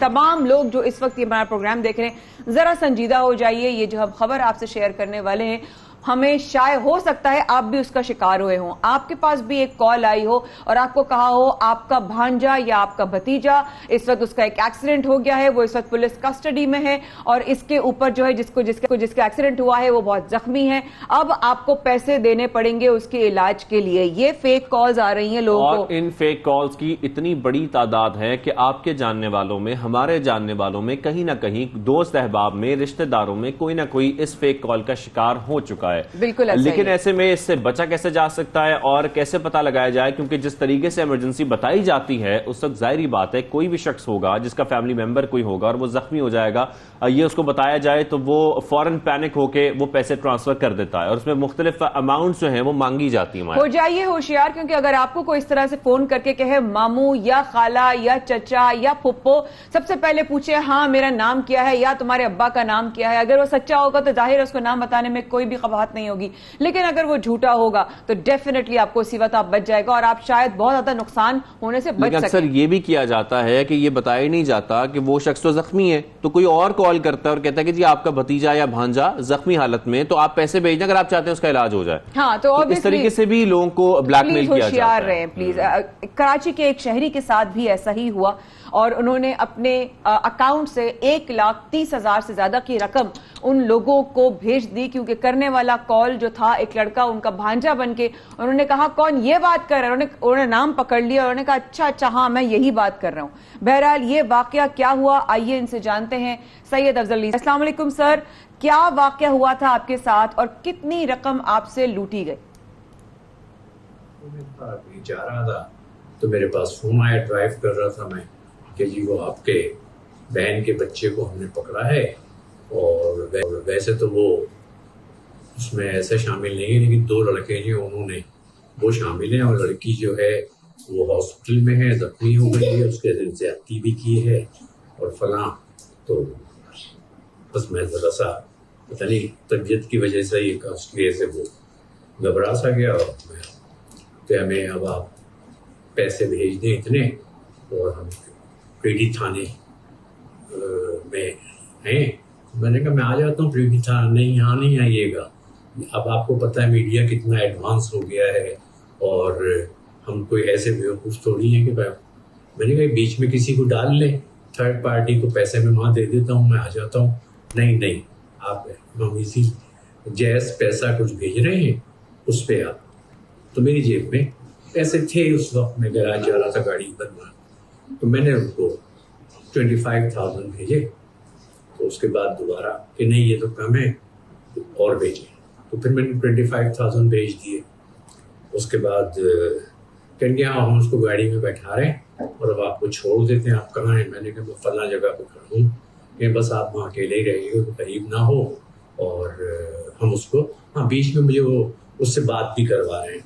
تو اس کے بعد پیسوں پہ جب آئے تو انہوں نے پہلے تو کہا کہ جو ہے ابھی وہ تو بھیجیں آپ جیب میں. میں نے وہ 25 کر کے ان کو بھیج دیے. اس کے بعد انہوں نے کہا جی وہ تو لڑکی تو ہاسپٹل میں ہے اور اس کی حالت بڑی خراب ہے. تو پھر اچھا ہم بندہ آپ کا چھوڑ رہے ہیں اور ہم اس کو پہنچاتے ہیں فلاں جگہ 10 منٹ میں. تو گاڑی کی سائرن کی آوازیں آئیں اور سب کچھ ہوا. پھر ایک دم سے اس کا فون آیا, وہی نمبر اس کے پاس تھا بقول ڈرائیور کے. اس نے کہا جی وہ صاحب نے مجھے کہا کہ واپس لے کر آ جاؤ, تو میں تھانے واپس جا رہا ہوں. چلیے اس کے بعد کیا ہوا, اس کے بعد ان کا آیا کہ وہ تو لڑکی جو ہے وہ مر گئی ہے. اور اب جو ہے آپ پیسے اور بھیجیں 1 لاکھ روپے. میں نے کہا اچھا. میں نے ان کو پھر 2 قسطوں میں پیسے بھیج دیے. اس کے بعد سب بات ختم ہو گئی, فائنل ہو گیا. تو پھر میری بات ہوئی, جب وہ مسلسل فون پہ تھے, مجھے فون کاٹنے کو بھی منع کر رہے تھے, آپ فون کاٹیں گے ہم اس کے FIR کریں. بہت شکریہ صاحب, آپ آئے اور آپ نے اپنا آپ بیتی بتائی, لیکن بڑا افسوس ہوا آپ کے اتنے پیسے چلے گئے. انسان بہت حق لال سے پیسے کماتا ہے, لیکن نہ جانے ان جیسے اور کتنے وکٹمز ہوں گے شاہ زیب جو اس طرح کے لوگوں کے جال سازی کا جو ہے وہ شکار ہو گئے ہوں گے. بالکل ایسا ہی ہے, اور اسی معاملے پر بات کرنے کے لیے ہم یہ سمجھنا چاہ رہے ہیں کہ کیا اس سے بچا جا سکتا ہے, انڈیویجولی کیا کیا جا سکتا ہے, احتیاط کیسے کی جا سکتی ہے. سابق ڈائریکٹر FIA اور ڈیجیٹل پاکستان کے بانی عمار جعفری صاحب ہمارے ساتھ موجود ہیں, ان سے ہم بات کریں گے. عمار صاحب بہت شکریہ, آپ نے شو میں جوائن کیا. عمار صاحب, یہ آپ بھی گفتگو یقینی طور پر سن رہے ہوں گے, جس طریقے سے لوگوں کو فیک کالز کی جاتی ہیں, پیسے مانگے جاتے ہیں, ان کو بلیک میل کیا جاتا ہے اور وہ اس جھانسے میں آ بھی جاتے ہیں. ذرا بتائیے گا اس جال سازی سے کس طریقے سے بچا جا سکتا ہے, یہ لوگ کس طریقے سے کام کرتے ہیں؟ اچھا, پہلی بات تو یہ ہے کہ یہ کچھ تاریخ میں پہلی دفعہ نہیں ہو رہا. میں نے ایک دفعہ پہلے بھی آپ کو پروگرام بتایا تھا کہ 1860 کے اندر انگریز ایک قانون لے کر آیا تھا, اس کا نام تھا اینٹی ٹھگی act. If you Google it, anti ٹھگی ایکٹ 1860. تو وہ یہی چیزیں ہیں جو آج ہم بازی ڈسکس کر رہے ہیں. اس زمانے میں پیسہ ڈبل کر دیں گے, آپ کا سونا ڈبل کر دیں گے, وہ باتیں ہوتی ہیں. اچھا, وہی مائنڈ سیٹ ہے جو سمجھ لیں وہ ڈبل شاہ والا مائنڈ سیٹ ہے کہ جو لوگوں کے پیسے ڈبل کرنا ہی ہے. اچھا, اب وہ انہوں نے دیکھا لوگ تو اس فراڈ میں نہیں آ رہے, تو criminals are always ahead of time, تو انہوں نے یہ سلسلہ کرے اس کی آپ بات کر لیتے ہیں. اس میں آپ کو بالکل ایگزیکٹ یہ کیس سناتا ہوں. مجھے کسی نے اپروچ کیا پچھلے دنوں, پھر اس کو پہلی کال آتی ہے, اس کے پیچھے پولیس کے وائرلیس کی آوازیں ہیں, وہ جو ہوتی ہیں خاص قسم کی, اور باقاعدہ شور ہے, اٹھاؤ گاڑی میں رکھو, یہ کرو وہ کرو. وہ پورا ایک ورچوئل سینیریو پیدا کرتے ہیں انسان کے دماغ میں. اچھا, اب اس میں 2 سینیریوز ہیں, یا تو وہ اس بچے سے بات کراتے ہیں, یہ جو بھی اس کا عزیز ہوتا ہے, یا اگر بات نہیں کراتے تو وہ کہتے ہیں وہ زخمی ہے, اس کی علاج کی, جو بھی آپ نے بتایا. اچھا, اگر وہ اس سے بات کراتے ہیں تو وہ بچہ وہ نہیں ہوتا جو وہ. اس کے اوپر اب آگے ہیں آرٹیفیشل انٹیلیجنس بیس وائس کلپس آ گئے ہیں. وہ باقاعدہ اس بچے کے وائس کلپ کو تیار کرتے ہیں پہلے کہ ابا جی مجھے یہ مار رہے ہیں, مجھے بچا لیں, جو بھی ہے صورتحال. اور وہ کیس اسپیسیفک ہوتا ہے وہ کیس. اور یہ اتنا عام ہو چکا ہے کہ بہت لوگوں کو کالیں آ رہی ہیں. تو سب سے بڑی بات تو یہ ہے کہ جو ہی وہ کال آئے تو وہ آپ اٹینٹیو ہوں, دیکھیں جس کے بارے میں بات کر رہے ہیں وہ آدمی کی طرح ہے اس وقت نا. تو فوری طور پہ جب آپ اس کو انگیج کر رہے ہیں تو اپنے ساتھی سے کہیں گے اس کا پتہ کرو. آج کل عموماً لوگوں کے پاس سیل فون وغیرہ ہوتے ہیں. پہلا تو ڈیفینس میں یہ کہوں گا. دوسری بات یہ ہے کہ اس کو آپ باتوں میں الجھا کر معلوم کریں کہ اس کے نزدیک کیا چیز ہے, آپ کہاں سے بول رہے ہیں, یہ واقعہ کہاں پہ ہوا ہے. یعنی وہ آپ پہ اپنے ٹیکٹکس یوز کر رہا ہے, آپ اس پر اپنے ٹیکٹکس یوز کریں. اچھا, اس کے علاوہ 2-3 فراڈ اور ہو رہے ہیں, اس سے میں چاہوں گا آپ کے اس پروگرام میں. فار ایگزامپل, آپ کا ڈاکومنٹ گم گیا کوئی, تو گورنمنٹ کے قانون کے مطابق آپ کو اخبار میں اشتہار دینا پڑتا ہے. آپ وہ جو ہی اشتہار دیتے ہیں اخبار میں, آپ کو صبح کال آتی ہے کہ پتہ نہیں جی میں جا رہا تھا رستے میں, مجھے ایک فائل ملی تھی, وہ آپ کی ہے. ہاں بالکل یہی ہے. تو آپ کہتے ہیں ہاں جی میری یہی ہے نا, تو جی بس آپ مجھے ایڈریس دیں, میں آپ کو بھیج دیتا ہوں. اور وہ اسی چکر میں 20-25 روپے لے لیتا ہے آپ سے. اچھا, اس کے بعد ڈاکومنٹ نہیں ہوتے بالکل. تو کہنے کا مطلب یہ ہے جو نیو ٹرینڈز آف فراڈز ہیں یہ بالکل ڈفرینٹ ہیں, اور وہ ایک ایسے سینیریو بیس ہیں جس کے اوپر اچھا وہ باقاعدہ آپ کی فیملی میں پہلے سوشل انجینئرنگ کرتے ہیں. اگر میاں بیوی میں اختلافات ہیں تو وہ کسی ایک اسپاؤس کے فون کر کے دوسرے کے بارے میں شک پیدا کریں گے. اگر بچوں سے آپ کے اختلافات ہیں, جو آپ کی انگلی ڈاٹر ہے اس کے تو کہنے کا مطلب یہ ہے اس پر لیوریج کریں گے. ایگزیکٹلی, ہمارا معاشرہ اس وقت ٹرانسفارمیشن میں ہے. ہر آدمی ایک پریشانی کا شکار ہے, اور یہ جتنے کرمنلز ہوتے ہیں they are very fast learner. وہ آپ کی بات سے اندازہ لگا لیتے ہیں. یہاں ریٹائرڈ لوگوں کو کالیں آتی ہیں. سر اس طرح یہ واقعہ ہوا تو مجھے ان کی تھوڑی ڈیٹیل آپ کی بات کاٹتے ہوئے معذرت کے ساتھ, اس طرح سے آپ بتا رہے ہیں نا, بالکل ایسے ہی ہوا کہ وہ آپ کے پرسنل چیزوں کو اس طرح, یہ جو افضل صاحب ابھی آئے تھے ہمارے پروگرام میں, ان کو بولا ماموں مجھے بچا لے, یہ مجھے پکڑ لیں گے, یہ کر لیں گے. تو انہوں نے کہا کون بول رہا ہے؟ حارث. تو انہوں نے نام سن لیا, ہاں حارث. تو ہمیں کیا سمجھنا چاہیے آپ کی نظر میں کن چیزوں سے ہوشیار ہونا چاہیے کہ ہم اپنی پرسنل انفارمیشن، کوئی نام، کوئی رشتہ نہ ظاہر کر دیں، بجائے اس کے کہ ہم اس پہ کاؤنٹر اسٹرائک کریں، تمہیں یہ بتاؤ میرا نام کیا ہے اگر میں تمہارا ماموں ہوں یا تمہاری خالہ ہوں یا پھپھا ہوں؟ جی سر. بالکل صحیح ہے، بالکل صحیح ہے. اور آپ اسے ریورس سوشل انجینئرنگ کریں اس کے اوپر. اور یہ ٹرینڈز ہیں اور میں سمجھتا ہوں آپ لوگ بہت ایک اچھا کام کر رہے ہیں کہ اس کے ذریعے لوگوں کو آگاہ کر رہے ہیں. پہلی سٹیج پہ آگاہی بہت ضروری ہے. اب یہ جو ہمارے نئے مسائل آئیں گے، فار ایگزامپل میں کلائمیٹ سیکیورٹی کے اوپر بہت ایشوز دیکھ رہا ہوں آنے والے وقتوں کے اندر، اب نارمل چیزیں ہوں گی. اس کے لیے جتنے میڈیا کا رول یہ ہے کہ لوگوں کو آنے والے مسائل سے آگاہ کرے، آنے والے چیلنجز سے آگاہ کرے، آنے والی اپرچونیٹی سے آگاہ کرے. تو یہ میں سمجھتا ہوں کہ جو لوگوں کو کال آ رہی ہیں، پہلی بات تو یہ ہے کہ آپ کوشش کریں کہ جو بینکس کی کال آتی ہیں آگے پیچھے، انہیں کہیں جی آپ اپنے لینڈ لائن سے کال کریں، کیونکہ یہ جو آپ کو نمبر آتے ہیں نا یہ سیل فون کے، یہ عموماً کرمنل نے 400-500 سم رکھے ہوتے ہیں اپنے پاس. اچھا وہ ایک سم سے فراڈ کرتے ہیں، اس کو ایک دم ختم کر دیتے ہیں تاکہ اچھا وہ دوبارہ کریں گے 6 مہینے بعد استعمال کریں گے. اتفاق سے سسٹم ہمارا ایسا ہے کہ سم بلاک ہو جاتے ہیں، پھر وہ لوگ کھلوا لیتے ہیں. پھر یہ اصل میں یہ چین آف فراڈ ہے ساری ہے نا، اس کو سمجھنا بہت ضروری ہے سب چیزیں. سر عمار صاحب ایک مجھے آخری بات ضرور بتائیے گا، جس طریقے سے ہم یہ بات کر رہے ہیں یہ صرف فیک کالز کا پرابلم نہیں ہے، مختلف میسیجز آتے ہیں جس سے مختلف لنکس بھیجے جاتے ہیں، مختلف ایسے میسیجز فارورڈ کیے جاتے ہیں، آپ کی پرسنل انفارمیشن ہیک کر لی جاتی ہے. ان تمام فیک کالز کے بعد ایک تو ہمارے جو قوانین ہیں وہ اس کی سزاؤں کے بارے میں کیا کہتے ہیں؟ لیکن سزا تب ملے گی جب ان کو ٹریک کر لیا جائے گا. جب ہم جدید دور کی بات کرتے ہیں تو ٹریک کرنا کوئی اتنا مشکل کام نہیں ہے. آپ سمجھتے ہیں ان تمام لوگوں کو اگر ٹریک کر کے سزائیں دی جائیں تو ان فیک کالز میں بڑے حد تک کمی آ سکتی ہے؟ جی ڈیفینیٹ. اس میں 2 قوانین تو اس وقت انفورس ہیں. ایک PPC کا قانون ہے 500 سیکشن 500، اس کے اندر ڈیفیمیشن اور یہ سب چیزیں آتی ہیں.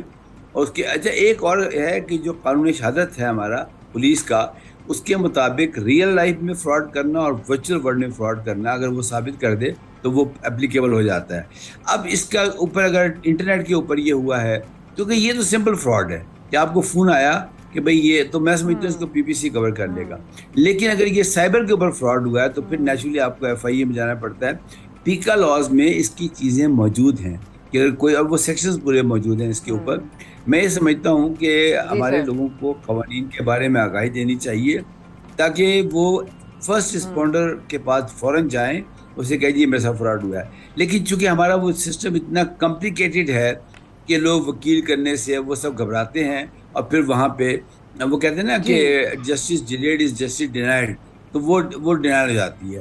اس کے اوپر ہی میں سمجھتا ہوں ہمیں تھینک یو سو مچ سر، آپ نے وقت نکالا. بٹ بہت ساتھ ہوتے ہیں ہمارے پاس تو آپ سے پوچھنے کے لیے اور آپ کی گائیڈنس کے لیے، بڑا ہمیشہ آتے ہیں، وقت نکالتے ہیں. ہم بے حد شکر گزار ہیں آپ کے. بہت شکریہ عمار صاحب ہمارے ساتھ موجود تھے. اور ہوشیار رہیے، خبردار رہیے. جال ساز جو ہیں وہ آپ کو آپ کی حق حلال کی کمائی آپ سے لوٹ کر آپ کو کنگال کر سکتے ہیں.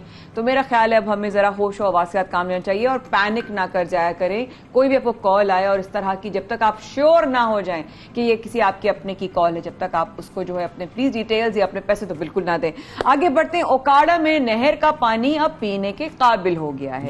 جو نہروں میں پانی آ رہا ہے جناب وہ پینے کا ہے. اور پنجاب آب پاک اتھارٹی نے اوکاڑا کی تحصیل رنالہ خرد میں ایک منصوبہ شروع کیا ہے جو فی گھنٹہ نہر کے 10,000 لیٹر کھارے پانی کو پینے کے قابل بنا سکے گا. اس سے کتنی بڑی قلت دور ہوگی، ان تمام لوگوں کے لیے کتنی بڑی سہولت ہوگی جو ان علاقوں میں بستے ہیں. دلچسپ بات یہ کہ 10,000 سے زائد کی آبادی کو عالمی ادارہ صحت کی گائیڈ لائنز کے مطابق پینے کا صاف پانی مہیا کر سکے گا یہ نہر کا پانی. زبردست. اسی معاملے پہ مزید بات کرنے کے لیے ہمیں جوائن کیا ہے پنجاب اتھارٹی کے چیف ایگزیکٹو آفیسر سید زاہد عزیز نے. السلام علیکم زاہد صاحب، آپ کو ہماری آواز آ رہی ہے؟ پروگرام میں شامل ہونے کے لیے بہت شکریہ. اور بہت ہی زبردست خبر ہے، اس پانی کی فراہمی کا سلسلہ شروع ہو گیا ہے کیا، جو نہر کا پانی اب پینے کے قابل ہو چکا ہے؟ جی زاہد صاحب. جی تھینک یو ویری مچ. دراصل پنجاب میں 50% سے زائد ایسے علاقے ہیں جہاں پہ زیر زمین پانی کھارا ہے، یعنی جس میں نمکیات زیادہ ہیں، اور کچھ ایسے بھی علاقے ہیں جہاں پہ زیر زمین پانی میں میٹھا ہے لیکن آرسینک ہے. تو دونوں صورتوں میں جو بہترین سلوشن ہے وہ یہ ہے کہ چونکہ کینال سسٹم کافی موجود ہے جس میں آپ کو سال میں کوئی 1 مہینہ وہ بند کرتے ہیں سالانہ، ادروائز وہ پانی ہر وقت چل رہا ہوتا ہے. تو لہذا اوکاڑا میں یہ جو علاقہ تھا رنالہ خورد، اس میں 2 ولیجز ہیں جہاں پہ زیر زمین پانی میں اتنے زیادہ نمکیات تھے جس میں TDS کہتے ہیں ٹوٹل ڈیزالو سالڈ، جو 1000 سے زیادہ نہیں ہونے چاہیے، تو وہ 20,000 کے قریب تھے ملی گرام پر لیٹر. تو اس کا اگر ہم ٹریٹ کرتے زیر زمین پانی کو تو اس میں کافی کاسٹ آتی، اس میں RO پروسیس انوالو کرنا پڑتا، اس میں امپورٹڈ میمبرین استعمال ہوتے. تو ہمارے جو انجینئرز نے یہ پلان کیا، آبی پاک اتھارٹی نے، گورنمنٹ آف پنجاب نے جو کہ انسٹرکشن ہمیں دی ہے کہ ہم نے کارپیٹ کوریج دینی ہے پنجاب میں 5 سال کے اندر اندر ہر ولیج میں میٹھا پانی یا پینے والا پانی، سیف پانی مہیا کرنا ہے. تو اس جگہ پہ ایک ہم نے کام یہ کیا ہے کہ کنٹینر میں اس نہر کے پانی کو ٹریٹ کیا اور اس میں کوگولنٹ ڈال کے اس کے بعد اس کو سیٹل کروا کے پھر سینڈ فلٹریشن، آخر میں کلورینیشن، یہ سارے پروسیس کر کے ہم نے 2 ولیجز میں پانی مہیا کیا ہے. اور لوگ بڑے خوش ہیں کیونکہ انہوں نے ساری زندگی کھارا پانی ہی دیکھا تھا جو پینے کے قابل نہیں تھا، اور بوتلیں بندہ خاص مقدار تک لا سکتا ہے اور افورڈ کر سکتا ہے. تو یہ کافی اس میں لوگوں کی لائف میں چینج آئی ہے. زاہد صاحب، جس طریقے سے آپ بتا رہے ہیں، اگر اس کو ہم تھوڑا سا بڑے سکیل پہ سوچیں، اگر اس طریقے سے نمکیات والے پانی کو، یعنی کہ کھارے پانی کو پینے کے قابل بنایا جا سکتا ہے، تو یہ تو بڑے سکیل پہ پاکستان کا پانی کا جو مسئلہ ہے اس کو ختم کر سکتا ہے، چاہے وہ کسی بھی صوبے میں ہو. جی بالکل، یہ آپ نے درست پوائنٹ آؤٹ کیا ہے کہ اس وقت ہم نے جو بڑے سکیل کے نہری پانی کے ٹریٹمنٹ پلانٹس ہیں، ایک فیصل آباد میں مکمل ہو چکا ہے، وہ کوئی 1 کروڑ گیلن یومیہ پانی ٹریٹ کر رہا ہے رک برانچ کینال کا، جو شہر کے وسط سے گزر رہی ہے. لاہور میں BRB کینال گزر رہی ہے لاہور کے ساتھ، وہاں بھی ایک منصوبہ ہے. تو اس میں اب سولوشن یا وے فارورڈ یہ ہے، چاہے کوئی بھی صوبہ ہو جہاں پہ نہریں ہیں، اس نہر سے پانی ڈرا کیا جائے، اس کو ٹریٹ کر کے پیا جائے اور استعمال کیا جائے، اور اس کے نتیجے میں جو ویسٹ واٹر جنریٹ ہو، جو گھروں سے نکلے ویسٹ واٹر کی شکل میں، اس پانی کو دوبارہ ٹریٹ کر کے اسی نہر میں واپس کر دیا جائے. اس سے نہری نظام کے پانی کا بیلنس بھی ٹھیک رہے گا، زیر زمین پانی کی ابسٹرکشن سے جو زمین کا پانی ختم ہو رہا ہے وہ بھی مسئلہ حل ہو جائے گا. یہ وے فارورڈ ہے ہمارا، میرے خیال میں یہ ہر صوبے میں اس کام کو ہونے کی ضرورت ہے. تو یہ بتائیں جناب کہ اگلا جو آپ کا ہے وہ کون سا ایریا ہے جس کو آپ ٹارگٹ کر رہے ہیں اوکاڑا کے بعد؟ اوکاڑا کے بعد ہم نے 2 ڈائریکشن پہ موو کیا ہے. ایک تو جو پوٹھوا ریجن ہے پنجاب میں، جو لاہور سے لے کے راولپنڈی کے درمیان ہے، بالکل جہاں پہ تھوڑا سا پہاڑی سلسلہ ہے، جیسے جیلم ہو گیا، اٹک ہو گیا، چکوال، وہاں پہ چھوٹے ڈیمز گورنمنٹ نے بنائے ہوئے ہیں، اور 37 ڈیم ہیں، چھوٹے چھوٹے ڈیمز، اور ان ڈیمز میں پانی جمع رہتا ہے، اور اس پانی کو اس کنٹینر میں ٹریٹ کر کے وہاں کی جو قریبی آبادیوں کو وہ ٹریٹ کیا کر کے پلایا جائے گا. اور دوسرا کھارے پانی کے زون جو ہیں، کیونکہ پوٹھوا ریجن میں پانی کی ویسی اویلیبلٹی کا ایشو ہے، اور وہاں پہ لیکن ڈیموں میں پانی پڑا ہے چھوٹے ڈیمز میں، تو وہاں سے یہ کام کریں گے. اور جو پنجاب کا جنوبی حصہ ہے جہاں آرسینک زیادہ ہے لیکن نہری نظام اچھا ہے، بلکہ یہ جو ہمارا چولستان ہے وہاں بھی صادقیہ نہر اور اس طرح کی نہر موجود ہے، تو اس کو ہم نے ٹارگٹ کیا ہے کہ یہ جو پہلا ایکسپیریمنٹ تھا کامیاب ہو گیا، اب ہم نے اس کو ریپلیکیٹ اور اپ اسکیل کرنا ہے کامیاب پورے صوبے میں. چلیں بہت اچھا زاہد صاحب، جب ہم کھارے پانی کی بات کر رہے ہیں، نمکیات والے پانی کی بات کر رہے ہیں، تو میرے ذہن میں سمندر کا پانی بھی آ رہا ہے. آپ پلیز اس پہ ہمیں بتائیے گا تھوڑا ڈیٹیل میں، کیا یہ پاسبلٹی ہے کہ سمندر کے پانی کو بھی اس طریقے سے تبدیل کیا جا سکتا ہے، صاف کیا جا سکتا ہے، پینے کے قابل بنایا جا سکتا ہے اس پروسیس کے ذریعے؟ جی، سمندر کا پانی جتنا بھی ہمارا مڈل ایسٹ ہے، جیسے UAE ہے، سعودیہ ہے، اس سمندر کے پانی کو ڈیسیلینیشن کر کے پیتے ہیں، لیکن چونکہ اس میں کاسٹ زیادہ آتی ہے. ایون جو جاپان کا جزیرہ اوکیناوا ہے، کیونکہ وہ پورا گھرا ہوا ہے سمندر کا پانی سے، اور اس کے زیر زمین پانی پینے کے قابل نہیں ہے، تو وہ بھی پورا جزیرہ اس ڈیسیلینیشن پروسیس کے تحت سمندر کے پانی کو پی رہا ہے. لیکن چونکہ اس میں بجلی کی کاسٹ کافی ہے اس پروسیس میں، اور ساتھ اس کی مینٹیننس کے لیے باہر سے آتے ہیں میمبرینس، RO میمبرینس، تو اس کاسٹ کو دیکھا جائے تو اس میں پھر اسی صورت میں اس کو کام کیا جائے، اگر اس کو ویسٹ نہ کرنا ہو اور نہانے یا دوسرے کاموں کے لیے استعمال نہ کیا جائے، پینے کے لیے استعمال کیا جائے، تو سمندر کے پانی کو بھی ڈیسیلینیشن کا پروسیس کیا جا سکتا ہے. بالکل، یہ تو بہت ہی اچھی بات ہے جو یہ شروع ہوا ہے، اور اس طریقے سے جو کھارا پانی ہے وہ پینے قابل ہو جائے گا. بہت شکریہ زاہد صاحب، ہمارے ساتھ موجود تھے، اور امید کرتے ہیں کہ پورے پاکستان میں جہاں جہاں تو شاہزیب نے بھی کہا جہاں جہاں وہ پانی ہے جو کھارا ہے نمکین ہے وہ پینے قابل ہو جائے گا تو ہمارا آئی تھنک بہت بڑا ہمارے one of the biggest issues جو ہمارے ملک میں وہ بھی کلیئر ہو جائے گا انشاءاللہ. اس وقت کے بعد خواتین حضرات رہی گا ہمارے ساتھ. آج چونکہ ورلڈ ٹورزم ڈے ہے تو کیوں نہ ایک ٹورزم کے حوالے سے ہی آپ کو ایک خبر بتائیں گے, لیکن اس وقت کے بعد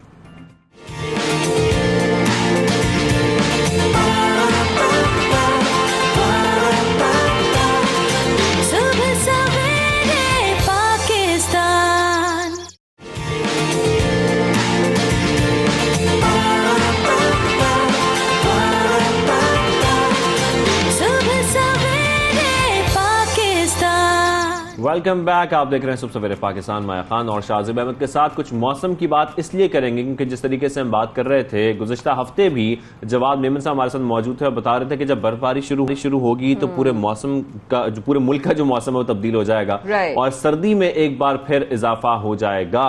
تو کب آ رہی ہے سردی؟ شاہزیب خبر یہ آئی ہے جناب کہ ہمارے کچھ علاقوں میں برف باری شروع ہو چکی ہے. آپ بابو سر کا اور اطراف کے علاقوں کا ذکر کر رہی ہیں. بالکل سر, سردیاں آ نہیں رہی, سردیاں آ گئی ہیں, برف باری ہو گئی ہے اسٹارٹ. اور اگر اس طرح آپ نے کہا کہ بابو سٹاپ اور اطراف کے تمام علاقوں میں برف باری کا آغاز ہو چکا. بیشتر پہاڑی علاقوں میں بارش کا سلسلہ ابھی بھی جاری ہے, اللہ تعالیٰ خیر و عافیت رکھے. جبکہ غزر میں بھی آسمان سے روئی کے گالے جو ہیں وہ جناب کیوٹ کیوٹ سنو فال کرنا چاہ رہے ہیں. اتنی مشکل کیوں آپ بتا رہے ہیں؟ پتہ نہیں, کاشف بھائی لکھ دیتے ہیں, ان کو میں نے بڑا سمجھایا, آسان اردو لکھا تھا. یہاں پر ہم یہ ضرور بتائیں کہ سیلاب سے خاص طور پر جو متاثرہ علاقے تھے اس کے بعد کیا جو ٹورزم ہے ہمارا وہ ویسی کنٹینیو رہے گا؟ کیا کچھ علاقوں کو بند بھی کیا گیا ہے؟ کیونکہ حالیہ بارشوں کے بعد دیکھا گیا تھا کہ بہت سارے علاقے متاثر ہوئے تھے. اس کے بعد جو ٹورزم اتھارٹی ہے وہ کیا کوشش کر رہی ہے؟ کیونکہ ہمارا ٹورزم خاص طور پر ان دنوں میں بہت زیادہ مزید بڑھ جاتا ہے. ویسے تو آلریڈی ہم دیکھ رہے ہوتے ہیں جب لاسٹ ایئر جو ہے سنو فال ہوئی تھی یا سردیوں کے موسم میں جب لوگ ٹورزم کے حوالے سے گئے تھے تو وہاں پر اتنی برف باری ہوئی تھی کہ ہم نے ایک ایسا وقت بھی دیکھا جب بہت سارے ہم نے اپنے اپنوں کو کھویا. تو میرا خیال ہے وہ چیلنج ہمیں دوبارہ نہ آئے, ٹورزم افیکٹ نہ ہو, لوگوں کی جانوں کو خطرہ نہ ہو, لوگ سیکیور رہ کر سیف رہ کر ٹورزم انجوائے کر. تو ہم یہ جان بھی لیتے ہیں کون کون سے مقامات کا جو ہے وہ ہم رخ کر سکتے ہیں. ہمارے ساتھ موجود ہیں خورشید عالم صاحب, ڈائریکٹر اتھارٹی خیبر پختونخوا. خورشید صاحب آپ کو خوش آمدید کہیں گے سب سے پہلے پاکستان میں. کیسے ہیں آپ؟ السلام علیکم جی.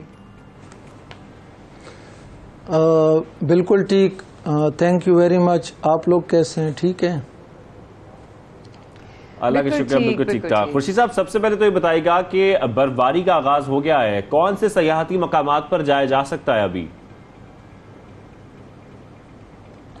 سب سے پہلے تو شاہزیب بھائی بتا دوں کہ آج ورلڈ ٹورزم ڈے 27 ستمبر ہے, جو کہ ہم United Nation World Tourism Organisation کے حوالے سے 1980 سے ان کے زیر نگرانی مناتے ہیں ہر سال. تو بالکل جی, ابھی ایز سچ کوئی ایشو نہیں ہے, آپ جدھر بھی جانا چاہیں آپ جا سکتے ہیں. لیکن ویدر کی مناسبت سے جو کہ ایس او پیز ہوتی ہیں وزٹرز کی وہ آپ لوگوں کو فالو کرنی ہے. جو ضروری سامان ہوتا ہے آپ لوگوں کو اچھی طرح پتہ ہے, بعض لوگوں کی میڈیسن ہوتی ہے, کھانے پینے کا سامان ہوتا ہے, اور دوسرا جو فرسٹ ایڈ باکس ہوتا ہے, گاڑی اچھی کنڈیشن میں ہونی چاہیے. یہ پریپریشن کر کے آپ جا سکتے ہیں کہیں بھی, ایز سچ کوئی ایشو نہیں ہے. اور ہمارے سوشل میڈیا پیج پہ روڈ جی جی میں آپ سے سوال کرنا چاہیے تھی. آپ نے کہا کہ کچھ ایس او پیز ہیں, ایس او پیز کے علاوہ جو ان کو اس وقت پچھلے چیلنجز کو دیکھتے ہوئے حال ہی کی بارشوں کے بعد اب جب سیاحت کے لیے جو لوگ آئیں گے, ٹورسٹ آئیں گے, ان کے لیے کیا جو ہے وہ سہولیات جو ہیں فراہم کرنے کے لیے آپ لوگوں نے پلاننگز کی ہیں؟ اس طرح ہے کہ ہمارے مختلف جگہوں پہ انفارمیشن سینٹرز ہیں جہاں پہ ان کو انفارمیشن دی جاتی ہے موسم کے حوالے سے, ہوٹل آکوپینسی کے حوالے سے, روڈ کنڈیشن کے حوالے سے. یہ چترال, سوات, دیر, ایبٹ آباد, گلیات, ان سب جگہوں پہ موجود ہیں. اس کے علاوہ ہماری ٹورزم پولیس بھی ہے جس میں ابھی ہم نے کوئی 200 کے قریب بندے رکھ لیے ہیں. کچھ کی سیکنڈ فیز میں اپائنٹمنٹ ہوگی اور وہ وہاں پہ راؤنڈ دا کلاک موجود ہوتے ہیں, ٹورسٹ کو گائیڈ بھی کرتے ہیں, ان کو ہیلپ آؤٹ بھی کرتے ہیں, ڈسپائٹ دا فیکٹ کہ ان کے پاس ابھی ریسورسز نہیں ہیں, نئی آئے ہیں, ٹریننگ بھی ان کی ابھی جاری ہے. تو despite these shortcomings they did wonders in the recent flood. اور سیاحوں کو انہوں نے ریسکیو بھی کیا, ان کی ویلیویبلز بھی ان کو لوٹائی, اور ان کو جو کچھ ویورڈ ہو گئے تھے ان کو بھی واپس لایا, اپنوں سے ملایا. تو یہ فیسلٹیز ہیں ہماری پیج پہ, سب کچھ اویلیبل ہے. ایون جو ڈیلی انفلکس ہوتا ہے وہ بھی آپ پتہ کر سکتے ہیں. ٹورزم پولیس سے ملاقات بھی کیا, بڑے اچھے طریقے سے وہ کام کر رہے ہیں خاص طور پہ تمام ٹورسٹ کے لیے. لیکن مجھے یہاں پر یہ ضرور بتائیے گا, ہم نے گزشتہ سال دیکھا تھا ایک بڑا ہی افسوسناک واقعہ پیش آیا تھا برفباری کے بعد. ایسے واقعات سے بچنے کے لیے, کیونکہ بہت بڑی تعداد رک کرتی ہے کے پی کے کا ٹورزم کے لیے, پھر انٹرنیشنل بھی ہم دیکھتے ہیں بہت سارے ٹورسٹ پاکستان آتے ہیں, ایسے میں لوگوں کو محفوظ رکھنے کے لیے خاص طور پر کیا اقدامات اٹھائے جا رہے ہیں؟ سر وہ ان پلیزنٹ ایک ایپیسوڈ تھا جس میں انفلکس زیادہ ہو گیا تھا اور وہ انسٹرکشنز وزٹرز نے فالو نہیں کی, اور ہمارا ایک میکینزم ہے کے پی کے میں سر, ہم وزٹرز کو بھی کاؤنٹ کرتے ہیں, ان کی وہیکلز کو, ہوٹل آکوپینسی کو بھی. اب اگر آپ مجھ سے پوچھے کل کی ڈیٹ کا, میں آپ کو بتا سکتا ہوں کہ کن کن علاقوں میں کتنے وزٹرز گئے. ہمارے جو ہیلپ لائن ہے اس پہ بھی معلومات ہوتی ہیں. اور اس کے علاوہ ہمارے پاس سنو کلیئرنس کے پہلے تو ہم کانٹریکٹر کے ذریعے یہ صفائی کرتے تھے, اب ہمیں ورلڈ بینک کی مدد سے مشینری مل گئی ہے جس میں سنو بلوور بھی ہے, اور اس کے علاوہ اس میں ایکسکیویٹر بھی ہے, مختلف قسم کی وی لوڈرز بھی ہیں جس کی مدد سے ہم سنو کو کلیئر کرتے ہیں. اور پورے ڈپارٹمنٹ سے NHA, PKHA اور لوکل CNW جو ہوتا ہے, کمشنر صاحبان, DC صاحبانوں کے ساتھ ہمارا کنٹینیوس لائزان ہوتے ہیں. CM صاحب سے لے کر چیف سیکرٹری صاحب سے لے کر ہمارے سیکرٹری صاحب, DG صاحب, یہ سارے ان لائزان ہوتے ہیں اس طرح کے موسم میں. اور اس کے علاوہ میں خود بھی فیلڈ میں رہا ہوں دیر اپر میں, تو ہم روڈ کے ساتھ ساتھ جو ہوٹلز ہوتے تھے اور ہمارے گورنمنٹ کے جو اسکولز ہوتے تھے, BHUs ہوتے تھے, ان کو بھی ہم نے سینسٹائز کیا ہوا ہوتا تھا کہ ورس ٹو ورس اگر کچھ ہو تو آپ لوگوں کو ایڈجسٹ کرنا ہے, ان کو کھانا پینا بھی دینا ہے. اور ہوٹلز میں ان کے بل بھی ڈسٹرکٹ ایڈمنسٹریشن اور یہ گورنمنٹ پے کرتی ہے. تو ہماری انشاءاللہ پریپریشن ہوتی ہے. بہت ہی مزہ آ رہا ہے دیکھ کر. مجھے رہا ہے پاکستان میں پتہ نہیں کون سی دنیا کا حصہ ہے, لیکن بہت ہی خوشی ہو رہی ہے کہ پاکستان میں اس طریقے سے جو ہے وہ جو ایکٹیویٹیز نظر آ رہی ہیں. میں ایکچولی بہت لیفٹ آؤٹ فیل کر رہی ہوں. کیا پتہ زندگی میں اگر سفر لکھا ہوا تو میں ضرور آؤں گی سر, لیکن ایک چیز خدا نہ خواستہ کوئی پھنس جاتا ہے سچویشن میں, اس کو کہاں پر مدد مل سکتی ہے, وہ کیسے مدد کو بلا سکتا ہے, کوئی ریسکیو نمبر ہے, سگنلز ہیں, نہیں ہے, یا اس کے اوپر آپ لوگوں کی مانیٹرنگ کیسے ہوتی ہے, کیا ٹیم جو ہے وہ جو ساتھ ساتھ جو ہے وہ چکر بھی لگاتی ہیں, اس سرویلنس کا کیا ہے, ذرا وہ بتائیے گا. مایا خان صاحبہ ویلکم, آپ جب بھی آئیں انشاءاللہ کوئی ایشو نہیں ہوگا, آپ نہیں پھنسیں گے. ہم ڈسٹرکٹ ایڈمنسٹریشن میں جب تھے, ابھی بھی جو ہمارے افسران ہیں وہاں دن رات کو ویجیلنٹ ہوتے ہیں. ہماری 24/7 14/22 اور 11/22 وہ ایکٹیو ہوتے ہیں. اس کے علاوہ ہماری ٹورسٹ انفارمیشن سینٹر ہیں جہاں پہ گائیڈ کیا جاتا ہے ٹورسٹ کو, اور ہمارے ادھر کانٹیکٹ نمبرز بھی ہوتے ہیں. In case of any untoward situation آپ ان کو کال کر سکتے ہیں. اس کے علاوہ ریسکیو 112 کا کردار بھی بڑا کمینڈیبل ہوتا ہے, وہ راؤنڈ دا کلاک ڈیوٹی پہ ہوتے ہیں. اور ٹورزم پولیس کی ادھر میں تعریف کرنا چاہوں گا, وہ بھی لوگوں کی مدد کرتے ہیں. تو انشاءاللہ کوئی نہ پھنسے گا, نہ کوئی ایشو ہوگا. ان کیس سر مجھے ایک بات ہو جاتا ہے تو کی بات کر رہے ہیں ٹورزم اتھارٹی کے خاطر, اگر کوئی بھی وزٹ کرنا چاہ رہا ہے کوئی بھی علاقہ, تو کیا آپ لوگوں کی ویب سائٹس کے اوپر یہ انفارمیشن موجود ہوتی ہے, وہ چیک کر سکتے ہیں کہ کس ٹائم پر کس علاقے کو وزٹ کیا جا سکتا ہے؟ سیکنڈلی یہ ضرور بتائیے گا کہ کیا اگر کسی کا رابطہ نہیں بھی ہو پا رہا ہے ان نمبرز پر جو آپ نے آلریڈی بتائے ہیں, تو کیا کوئی ایسے پوائنٹس مختص کیے گئے ہیں جہاں پر وہ رابطہ کر سکتے ہیں, تاکہ ایٹ لیسٹ ان کو پتا ہو کہ جو ہمارا روٹ ہے اس پر یہ پوائنٹس آلریڈی موجود ہیں, اگر وہ پھنس بھی گئے ہیں, کوئی کنیکشن نہیں بھی ہو پا رہا ہے, تو وہاں تک پہنچ جائیں ہیلپ کے لیے؟ بہت اچھا سوال ہے آپ کا. بالکل ہمارے ایسے اسپاٹس ہیں جہاں پہ ہماری ٹورزم پولیس بھی ہوتی ہے, ڈسٹرکٹ ایڈمنسٹریشن کے بندی بھی ہوتے ہیں کہ ورسٹ ٹو ورسٹ اگر کوئی ادھر پھنس جائے. اور اس کے علاوہ لوکلز کو بھی وہاں پہ ڈسٹرکٹ ایڈمنسٹریشن سینسٹائز کرتی ہیں, وہ بھی لوگوں کی مدد کرتے ہیں.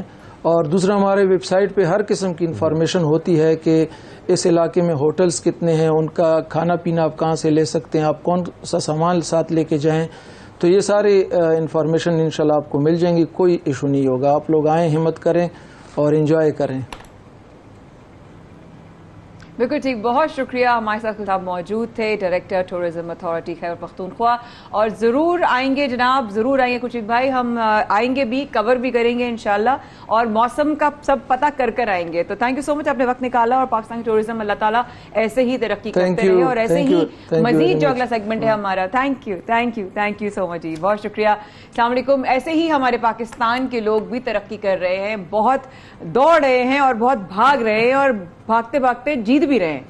बिल्कुल जीत भी रहे हैं, लेकिन भागना सही तरीके से बड़ा इंपॉर्टेंट है। अक्सर हम ये कहते हैं तो सुनते हैं माहिरीन को कि आपने दौड़ लगानी है, आपने भागना है, आपने फिट रहना है, आपने एक्सरसाइज करनी है, लेकिन जब हम एक्सरसाइज की बात करते हैं, रनिंग की बात करते हैं, तो उसका एक मखसूस, एक खास तरीका होता है, एक प्रॉपर, हर चीज का एक प्रॉपर तरीका होता है, और वो बहुत जरूरी है आपके जिस्म के लिए, आपकी फिटनेस के लिए। तो पाकिस्तान में एक ऐसा इदारा है जो बाकायदा तौर पर इस चीज के लिए काम कर रहा है कि आपको भागना कैसे है। ये इदारा मेरे टाइम में कहाँ था, जब मैं 50 मीटर्स और 100 मीटर्स भागती थी, लेकिन अब आ गया, कोई बात नहीं, दे रहा है, दुरुस्त आया है। किस तरीके से ये लोगों को सिखा रहा है, जो अब बैनुल-अक़वामी पजीराई भी हासिल कर चुका है। इनका मकसद क्या है, इसी पर बात करने के लिए हमें ज्वाइन किया है मोहम्मद यूसुफ कश्मीरी साहब ने और अरबिया चाकल ने। अस्सलाम वालेकुम। अरबिया यहाँ पर, ठीक है, खैरियत से, गुड मॉर्निंग। आपसे दोबारा मुलाकात हो रही है? जी बिल्कुल, मैं पहले भी आया था। आप रिकॉर्ड टाइम करके जाते हैं, सही है, ठीक ठाक हैं आप? खैरियत से? अल्हम्दुलिल्लाह, बिल्कुल अल्लाह की। अच्छा, सबसे पहले तो बताइएगा ये बॉर्न टू रन का कॉन्सेप्ट क्या है?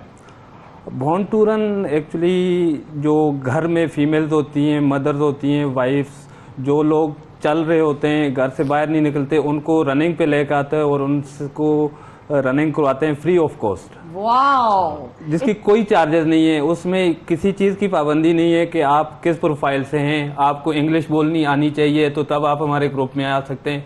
इसमें सब आ सकते हैं। क्वालिफाइंग क्राइटेरिया ये है कि आपको भागना का दिल होना चाहिए, आप चलना आना चाहिए, तो आप भागना खुद ही लग जाएंगे। बाज ग्रुप हैं जिन जो बोलते हैं कि उनको इंग्लिश बोलनी आनी चाहिए तो तब वो हमारे ग्रुप में आए। यहाँ पे ऐसी कुछ नहीं है, यहाँ पे चौकीदार भी रन कर रहे हैं, सब लोग आ सकते हैं, गार्ड भी रन कर रहे हैं, और जो भी है सब। अच्छा अरीबा साहब, अक्सर ये कहा जाता है कि रनिंग के लिए, कैसे हम सब लोग रनिंग कर रहे होते हैं, लेकिन कोई इसका खास तरीका भी होता है कि आपको फॉलो करना है लाजमी? So basically we start with, हम लोग ब्रीदिंग से, हम लोग को हमारे कोच का फोकस ही है कि ब्रीदिंग हमें आनी चाहिए प्रॉपरली। हम भागते हैं, we forget that we have to breathe, तो इतनी एक ब्रीथ आपकी सांस इतनी लंबी होनी चाहिए कि हर 3-4 स्टेप्स हो जाए उसमें, एंड उससे ही हम आगे बढ़ते हैं। Wow, okay. तो कितने लोग अभी तक आप लोगों के साथ हैं, और कितने लोगों की एक्टिविटी होती है एक टाइम में? ये पाकिस्तान में जितने लोग भी ओवरऑल रनिंग कर रहे हैं, ये मोस्ट प्रोबेबली सब लोग बॉर्न टू रन पाकिस्तान के फ्लैग के नीचे रनिंग सीख के गए हैं, और सब यहीं से ट्रेन हो गए। कैसे होता है, कैसे आपसे कांटेक्ट किया जाता है, कैसे आपको ज्वाइन होता है, किस तरह आप लोग वो करते हैं उनको? ये हमारा एक पेज है born to run Pakistan, Facebook पे भी है और इंस्टाग्राम पे भी है, लोग उस पर मैसेज करते हैं, तो फिर प्रॉपर इंटरव्यू होते हैं, क्योंकि फैमिली ग्रुप है, उसमें फीमेल्स भी आती हैं, तो सब प्रॉपर इंटरव्यू के बाद उसको सिलेक्ट करते हैं। यू बीइंग अ फीमेल, आप मुझे बताएं अरीबा, कितना आसान था, कैसे आपने कांटेक्ट किया, किस तरह आपने स्टार्ट किया? तो मैं I used to be at my gym, and वहीं पे मुझे मेरे ट्रेनर ने, वहाँ पे कोच भी आते थे, सुहेल सरदार, एंड ही यूज्ड टू वो देखते थे मुझे एंड अक्सर बोलते थे कि I think you should also try running, और हम जमजमा पार्क पे मिलते हैं, हर शाम मिलते हैं, मैं वहाँ फ्री ऑफ कॉस्ट ट्रेनिंग करता हूँ। तो मैंने कहा चले I will give it a shot. I started with 1 kilometre, 2 kilometre, इस तरह करते करते 5, 10, 15 पे अब मैं आ गई हूँ। वाओ अरीबा, 15। अब इंशाल्लाह एम यही है कि हाफ मैराथन फिर फुल मैराथन करनी है। And Yusuf is also, you know, pacers होते हैं हमारे ग्रुप में, डिफरेंट लेवल्स पे होते हैं, तो वो सब एक दूसरे को सपोर्ट कर रहे होते हैं, पुश कर रहे होते हैं। जरूरी नहीं है कि और हमारा जो बॉर्न टू रन का जो मेन फोकस है सुहेल सरदार का, ही फोकसेस ऑन बिगनर्स ओनली। तो ये नहीं है कि आपको प्रो लेवल पे ही रनिंग आनी चाहिए and you should be an athlete. आप बिल्कुल फिट नहीं हो, पर कोच आपकी वो पुश, आपको वो डिटर्मिनेशन पे लाएंगे way you want to run. It's वो आपको ऐसी फीलिंग, ऐसा हाई देता है, it's so addictive. And you don't want to go back to anything else. मैं वीकली, क्योंकि हमारा रूटीन ऐसा है, मैं वीकली बेसिस पे करता हूँ विजिट जमजमा पार्क, वहाँ रनिंग भी करते हैं। लेकिन मेरे जैसे लोग या और बहुत सारे लोग जो सीखना चाहते हैं, ट्रेनिंग हासिल करना चाहते हैं, तो वो किस तरीके से कांटेक्ट कर सकते हैं, किस तरीके से आप लोग उससे कांटेक्ट में रह सकते हैं? تو وہاں پر کوچ تو ہمیشہ اپنی شرٹ پہنے ہوئے ہوتے ہیں, تو وہاں اینڈ وی آلسو کم دیر, تو ہم بھی most of the time we are encourage to wear this shirts because of course people come up to us, وہ انکویزیٹو ہوتے ہیں, کیوریس ہوتے ہیں, دیر لائک یہ کیا ہو رہا ہے, آپ لوگ سب مل کے بھاگ رہے ہیں, یہ کیا ہو رہا ہے. کچھ لوگ چھوٹے چھوٹے گروپس میں کر رہے ہوتے ہیں, کچھ کلیکٹیولی زیادہ گروپس میں ہو رہے ہوتے ہیں الگ الگ پیس پہ. کوئی اسپیسیفک ٹائمنگز میں اسپیسیفک ٹائم ہوتا ہے, شام میں ہوتا ہے, preferably it's around 7 o'clock because لوگ اپنے جاب سے بھی فارغ ہو جائیں, مدرس بھی ہوتی ہیں, you know with working time ہوتا ہے جو بریک کا. جی, تو ہم وہاں پہ جوائن ہوتے ہیں اینڈ 7 to 9 کے بیچ میں رنرز آ رہے ہوتے جا رہے ہوتے, اپنے لیول پہ کر رہے ہوتے ہیں. کچھ 5 kilometers کرتے ہیں, کچھ 2 kilometers کرتے ہیں, کچھ یوسف جیسے ہیں جو 21 kilometers بھی کر رہے ہوتے ہیں. تو آگے چل جاتے ہیں, آواز دینی پڑی ہوگی واپس. جی, تو ایسے کرتے کرتے ہم لوگ کا گروپ ماشاءاللہ اتنا بڑھ رہا ہے. آئی نو میں کتنی دفعہ بھاگ رہی ہوتی ہوں, مجھے لوگ بولتے ہیں یہ آپ کیا پاکستان کے لیے بھاگ رہی ہیں, آپ کس کے لیے بھاگ رہی ہیں. تو میں یہی بتا رہی ہوتی ہوں کہ یہ ہم لوگ کی بس ایک کمیونٹی ہے and we are just supporting each other, push کر رہے ہوتے ہیں ہم ایک دوسرے. اچھا یوسف بھائی, خاص طور پر کیونکہ ہم ایک طریقے کی بات کر رہے ہیں, تربیت کی بات کر رہے ہیں خاص طور پر, تو جب آپ کسی کو ٹریننگ بھی دے رہے ہوتے ہیں یا کوئی طریقہ بھی ہوتا ہے خاص طور پر, تو کیا کوشش کی جاتی ہے جب آپ نے لانگ رن کرنا ہے تو کس طریقے سے کرنا ہے, کن باتوں کا خیال رکھنا ہے؟ لانگ رن میں ہم سٹارٹ جب لیتے ہیں تو سب سے پہلے ہم جو بگنر آتا ہے اس کو یہی بتاتے ہیں کہ آپ کو اپنی بریدنگ کنٹرول کرنی ہے. بریدنگ بڑی میٹر کرتی ہے, بریدنگ بہت میٹر کرتی ہے. جب آپ کی بریدنگ آؤٹ آف کنٹرول ہو جاتی ہے تو وہ پھر آپ رن نہیں کر پاتے. تو ہم اسٹارٹ جو لیتے ہیں 5 kilometer ویری سلو ہو جاتے ہیں, تو پھر آہستہ آہستہ جیسے 5 kilometer ہم 8 منٹ میں کرتے ہیں تو دوسرا 7 میں, اس طرح سے اپنے پھر پیس کو ہم انکریز کرتے کرتے ہم 15, 16 اور 21 kilometer تک چلے جاتے ہیں. 21 kilometer جیسے میرے گھر سے ہمارا آفس آنا اور واپس آنا, تو ہم ایسے رننگ کے تھرو کر سکتے ہیں. جیسے ہمارے گروپ میں 2-3 میراتھنر ہیں, فیصل ٹائل والا ہیں, اور عمران گجر ہیں, وکاس گیگا ہیں. یہ لوگ پہلے واک کرتے تھے, اب میراتھن بھاگتے ہیں. کیا بات ہے بھائی, زبردست. اور اریبا, خواتین اگر دیکھ رہی ہیں ان کو کس طرح سے انکریج کرو گی آنے کے لیے؟ میں یہی بولوں گی کہ ایوری ڈے آپ بھلے ہاف این آور 20 minutes نکالیں, یہ ہیلتھ کے لیے, مینٹل ہیلتھ کے لیے بھی بہت ضروری ہے.